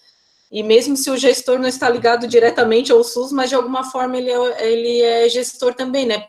As pessoas, secretários que são de outras pastas, né? Vereadores, deputados e tudo mais, mas que são que de alguma forma influenciam aquilo que a população está pensando. E pelo que a gente vê aí dos países que tiveram uma resposta melhor, foi citado ali o caso da Alemanha e tudo mais, a gente vê essa unidade de comando, né? A gente vê como toda a estrutura hierárquica de governo trabalha numa mesma linha, e hoje a gente não tem essa linha, né? Então, isso já é uma questão importante para o enfrentamento, essa unidade de comando. Com relação à capacitação, a gente sabe que principalmente nos municípios do interior, acaba que quem está à frente da pasta, muitas vezes não tem a qualificação necessária, né? Mas aí, cabe aí a importância de ter assessoria técnica para isso. Então, com relação à qualificação técnica dos gestores, a gente tem visto alguns bem qualificados, outros nem tanto, mas eu acho que o que ainda é mais importante para a nossa parte de gestão dessa crise é essa questão da unidade de comando, né, de a gente ter uma linha de pensamento único em todas as esferas e não essa guerra de quem abre e de quem fecha comércio, né, a gente precisa ter um comando único nessas ações. Isso de acordo com a realidade que está vivenciando também em cada local do Brasil, né? Que o Brasil é muito grande e está vivenciando problemas diferentes em cada região. É o que já foi apresentado, né, também anteriormente no Ministério, ele já tinha essa prospecção também de que os picos da pandemia iam acontecer em momentos diferentes em cada região do Brasil. Eu acredito que a importância é essa mesmo, a gente ter um pensamento mais alinhado do que a capacitação nesse momento.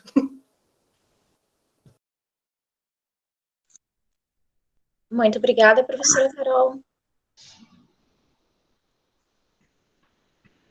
Só ajudando aí nas perguntas, tem a pergunta da Neuza, que pergunta sobre a diferença da taxa da letalidade, se taxa de letalidade e taxa de mortalidade são as mesmas coisas, e qual o impacto da subnotificação, para a Vanessa. A Letícia também perguntou o que a Vanessa acha, né, como tu avalia essa questão do comércio já ter aberto. E só deixar o registro que eu estou muito feliz com a contribuição das três e feliz por fazer parte de uma instituição que tem profissionais tão competentes quanto essas três maravilhas que nos falaram essa noite. Querida, obrigada, Andréia. Neuza, né? Sim, existe a diferença, quando a gente fala de taxa de mortalidade, a gente está falando da incidência da doença, né, dos óbitos pela doença na população. E quando a gente fala de taxa de letalidade, a gente está falando da incidência de óbitos sobre os que foram contaminados. E aí já responde a segunda parte da tua pergunta. A subnotificação atrapalha esses dados? Extremamente. A gente tem dois problemas, né? A questão da subnotificação de casos e a questão de casos que estão sendo testados e os testes não são fidedignos, né? A gente tem um percentual dos testes rápidos, principalmente, que muitos municípios estão realizando, que tem uma taxa de falha muito grande. E isso gera subnotificação de casos, atrapalhando, né, ou divergendo a linha da letalidade, que seria o número de óbitos dentro daqueles que ficaram doentes. Desde o início foi falado que essa era uma doença de baixa letalidade, porque cerca de 80% se recuperava, era sintomático, e a gente tem visto taxas totalmente diferentes em cada país, e também em cada município. Aquele link do painel Covid que eu disponibilizei para vocês aponta essas diferenças das taxas de letalidade, que se devem principalmente à subnotificação de casos. Então, é um problema sério a qualidade da informação, a falta de qualidade da informação aqui no nosso país, infelizmente.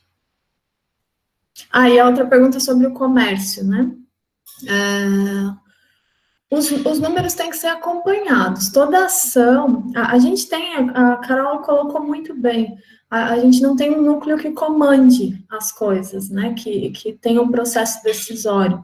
Na maioria dos países, a Nova Zelândia, a Austrália, a própria Inglaterra, eles têm fases do desconfinamento muito bem definidas e delineadas, o que pode, o que não pode, o que vai abrir, o que não vai abrir, e são pré-determinadas pelas autoridades e a população adere.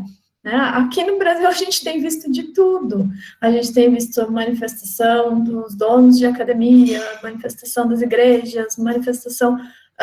todo mundo busca o trabalho, claro, tem as questões, né, que transbordam a epidemia, né, um segundo problema que causaria o lockdown total, isso é fato, as questões de trabalho. Então, tem que ser, deveria ser baseado em evidências, tanto evidências quanto ao comportamento da doença, quanto evidências numéricas, número de casos. Se o número de casos começar a subir, outras medidas devem ser tomadas. A abertura do comércio com consciência é algo que pode ser feito aos poucos, sem elevar demais o número de casos. Então, tudo tem que ser muito bem analisado e acompanhado. Por isso que um bom comitê de gestão de crise tem essa função de olhar aos dados e tomar decisões. Se é bom ou é ruim, a gente vai vendo ao longo dos dias, né? Das semanas epidemiológicas que a gente acompanha, a gente vai vendo como isso vai se desdobrando.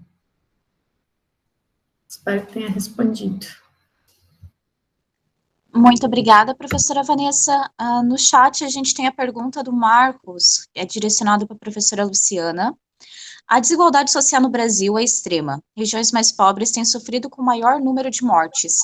Quais as políticas públicas, nesse momento, que devem ser aplicadas para garantir a equidade? Então, Marcos, eu acho que, eu considero que essas políticas sociais, elas vão muito na linha do que muitos países implementaram, né, que o Brasil tentou fazer algum movimento, né, então,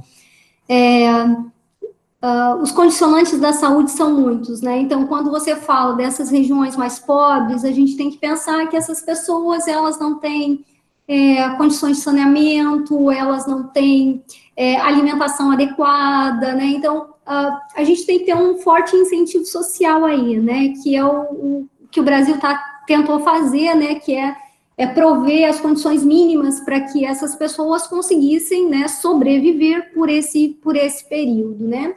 O que acontece é que essas regiões, elas são desprovidas de serviços, normalmente, com alto adensamento tecnológico. Então, os estudos no Brasil já mostram que o maior adensamento de tecnologias, enfim, de UTIs, estão em São Paulo, não só porque é uma grande metrópole, mas porque muitos dos governantes são de lá e puxam para lá muito desse adensamento, principalmente no que se refere à saúde, né? Enfim, vocês são gestores hospitalares, acho que vocês dominam bem mais isso do que eu, né?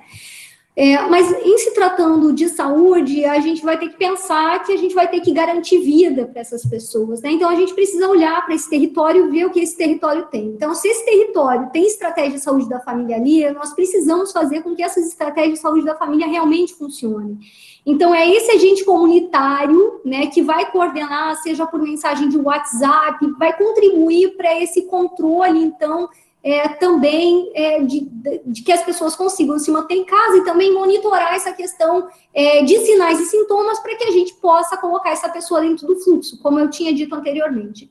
E aí, quando você diz como a gente garante a equidade, a gente precisa que essas pessoas tenham acesso a hospitais, porque essas pessoas vão precisar de UTI se as pessoas continuarem a se aglomerar, enfim, a gente não vai ter serviço hospitalar para todo mundo. E aí eu volto naquele meu discurso, do que eu falei anteriormente, Marcos, que é uma forte corrente no Brasil, que defende, que é o que outros países já fizeram e deu certo, né, que é a fila única de UTI, né, a gente tem que defender uma fila única, que é jogar hospitais privados e públicos, a gente contabiliza quantas UTIs tem aí e faz uma fila única, porque a gente precisa garantir que essa pessoa viva. Então, se eu tenho 3 leitos de UTI disponíveis na rede privada, eu uso esses 3 leitos de UTI e faço com que as pessoas sobrevivam, né?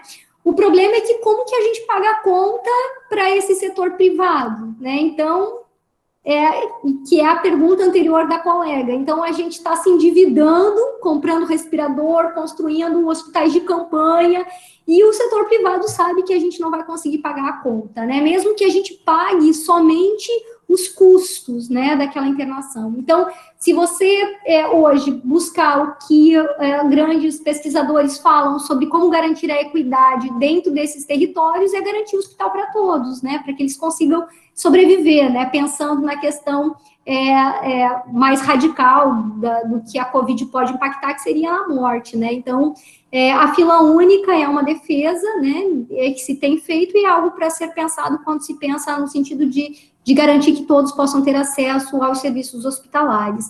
Aí tem as outras questões que são mais voltadas às questões sociais, mas eu acho que, né, falando de saúde especificamente, eu acho que seriam essas que eu já tinha falado no final da minha fala. Eu acho que é por esse caminho que a gente tem que seguir.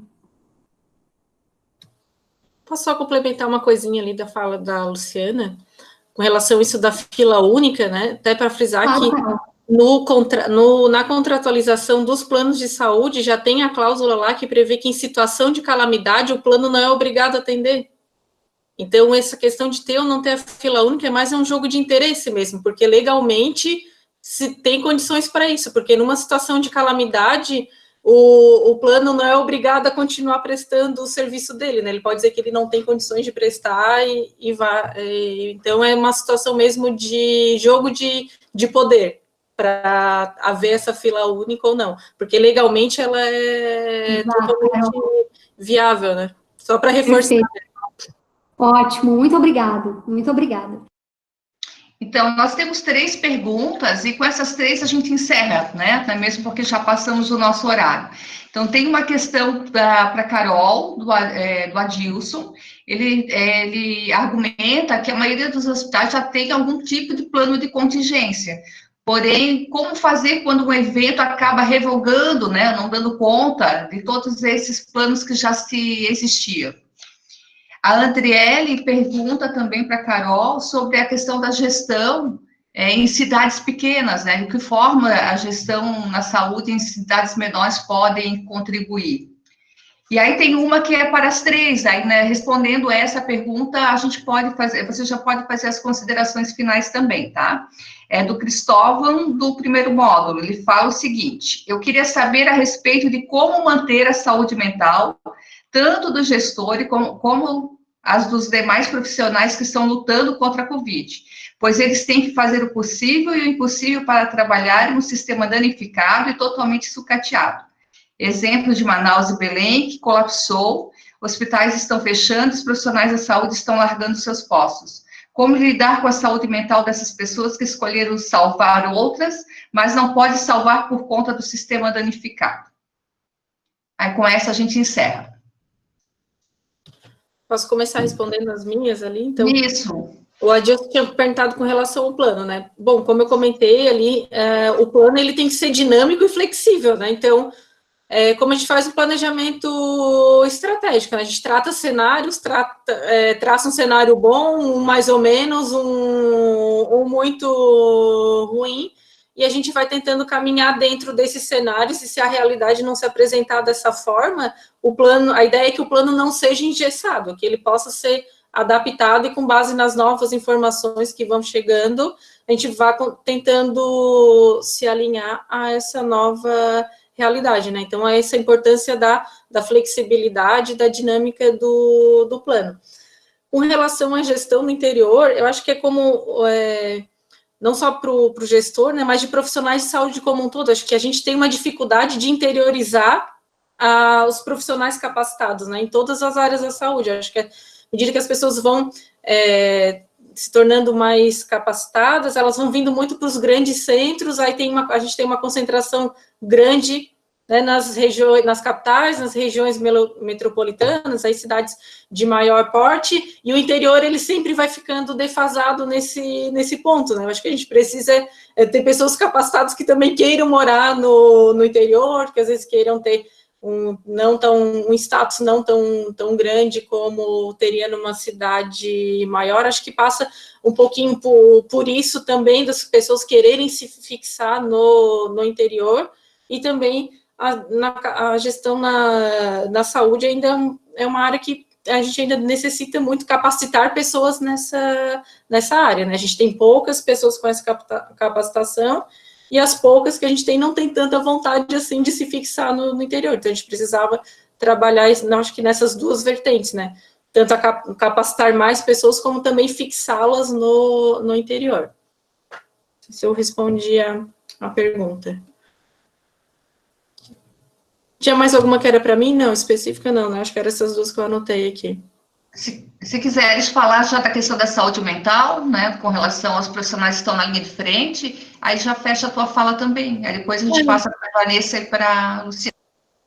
A saúde mental, eu acho que é um ponto bem complicado, né? Quem tiver essa resposta, nos avisa aí que está com tudo na mão, porque o que a gente, conversando até com pessoas aqui do município, que a situação não está tão ruim assim, a gente já vê profissionais de saúde que não querem nem trabalhar, né? E a situação nem está tão ruim assim. A gente está vendo aí gente que está pegando atestado e tudo mais, meio que para se safar disso, né? Então, a gente tem um monte de situações diferentes, então, que envolve essa questão do medo, do contágio e tudo mais, tanto naqueles que já estão onde a situação está mais crítica, mas também onde a situação não está crítica, a gente também tem pessoas com medo e querendo sair disso.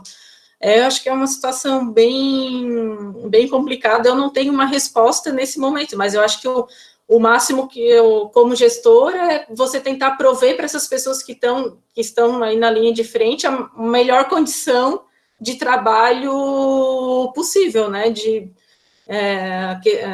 A gente viu ali em alguns hospitais de campanha, que passou bastante na TV essa semana, né?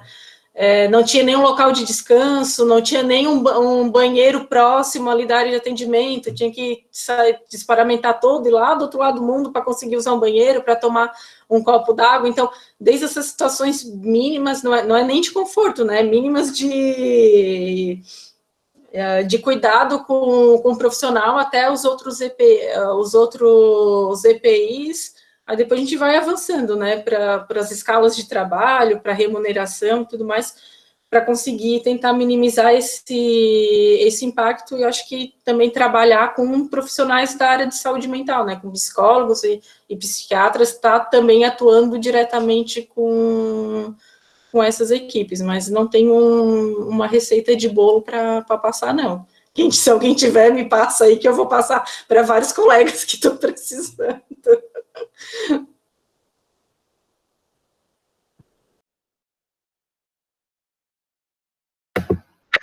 Posso eu ir? Isso, pode ser a Vanessa da sequência Luciana, então. Yoga, boa. Realmente, essa questão da saúde mental tem sido desafiadora. Algumas iniciativas muito interessantes têm sido feitas para auxiliar. Acho que espaços de discussão são importantes. Então, o COFEM tem uma linha de escuta para profissionais da enfermagem que estão lidando com a pandemia, para poderem buscar algum tipo de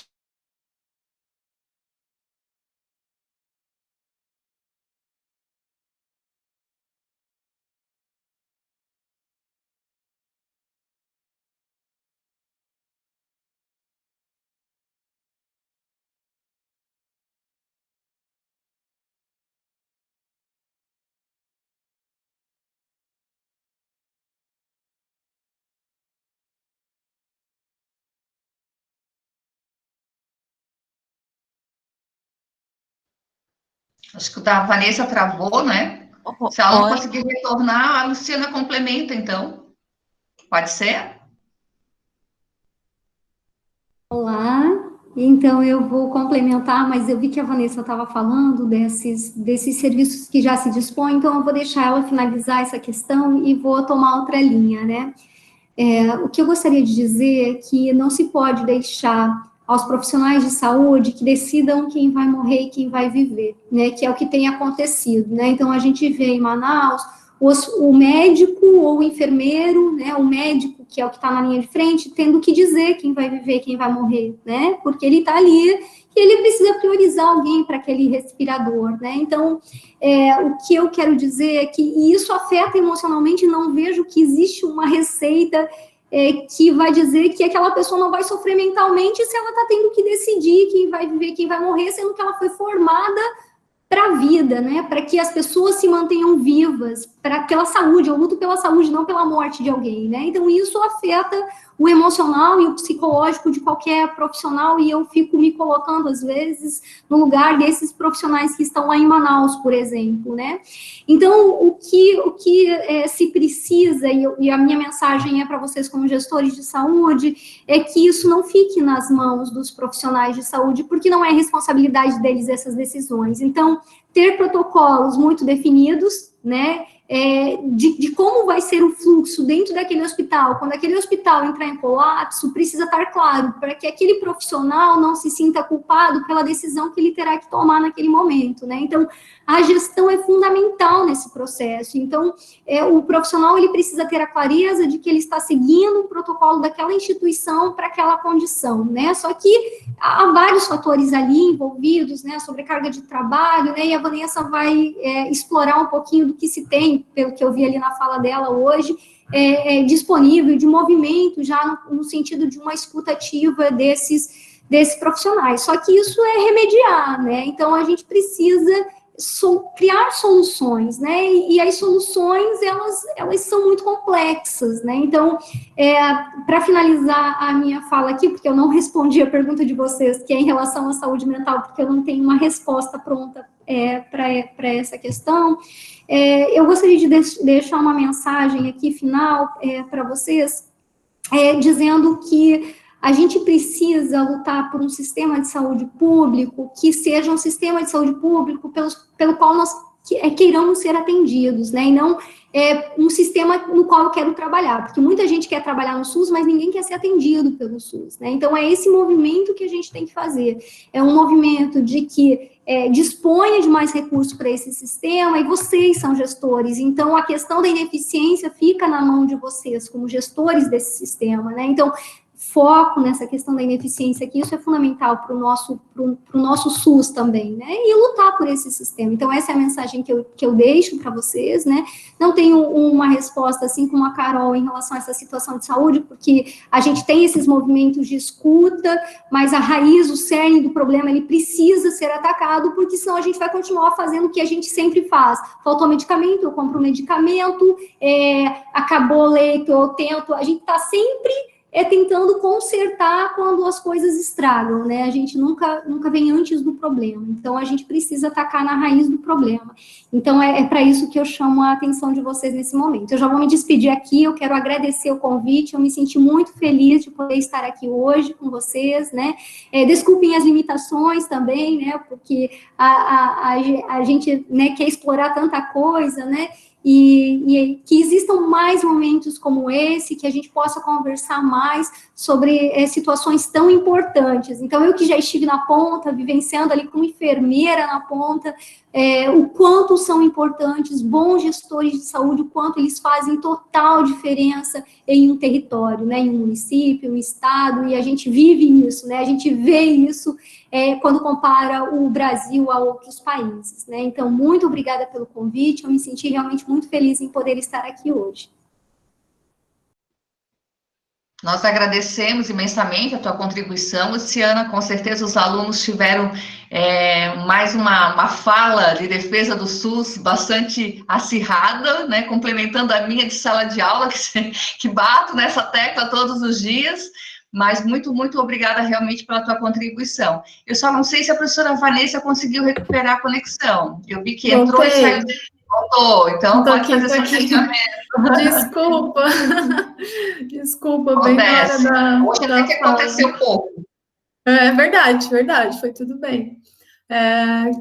Então, só finalizando, né, pensar essa questão de saúde mental, todo mundo vai sair abalado, todo mundo vai sair diferente do que está acontecendo no mundo e do que está acontecendo nos serviços de saúde, os que estão muito próximos vão sim sair abalados. Então, é importante que gestor e profissionais de saúde estejam muito, muito unidos. Um trabalhe pelo outro. Isso vai garantir a saúde mental? Não. A saúde mental é uma questão muito individual e cada um precisa de estratégias para lidar com isso. Nós vamos nos irritar, nós vamos nos descabelar em defesa do SUS, nós vamos nos revoltar com a corrupção, e isso vai mexer com a gente de muitas maneiras. Então, a gente precisa de mecanismos para equilibrar isso e entender até onde vai o nosso papel, né?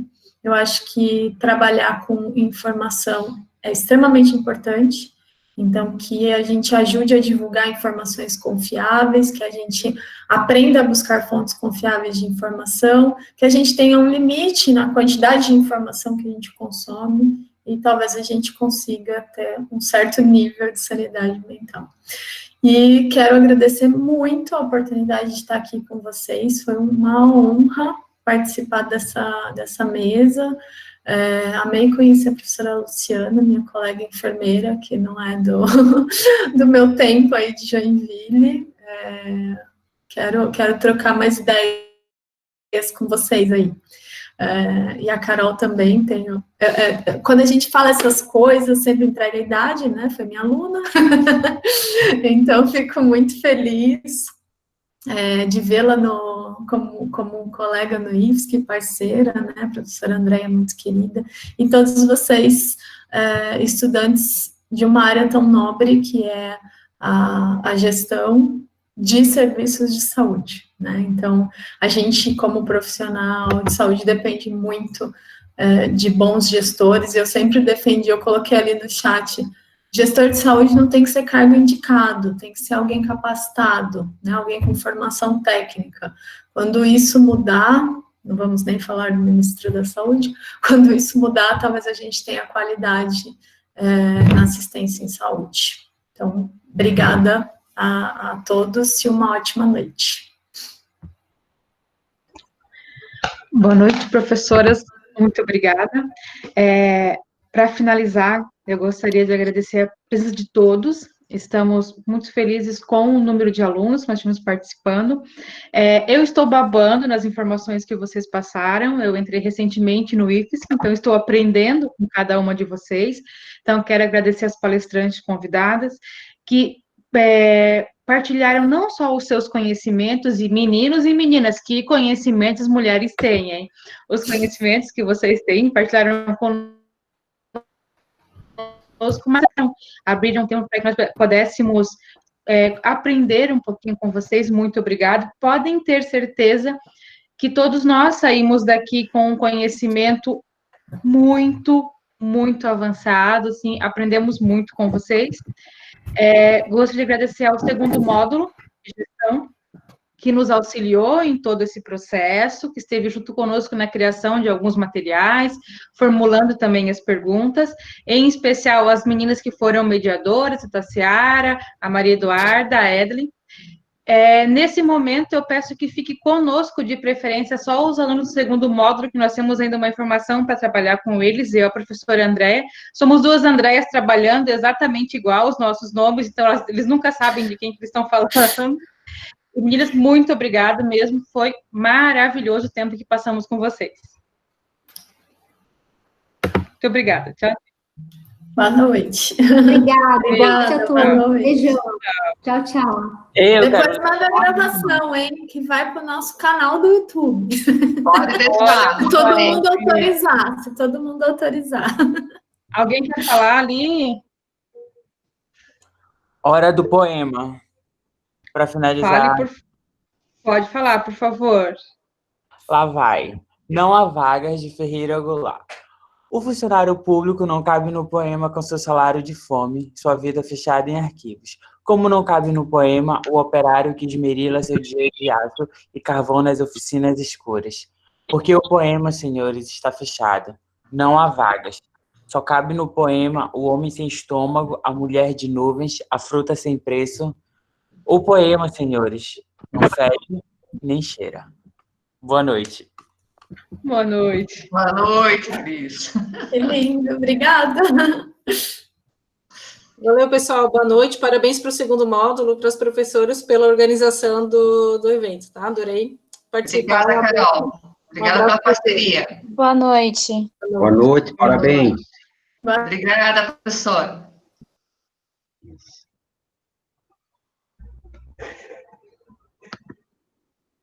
Professora, devo encerrar a gravação agora? Isso. Tá, deixa eu só ver aqui como é que faz. Aqui, achei. Pronto.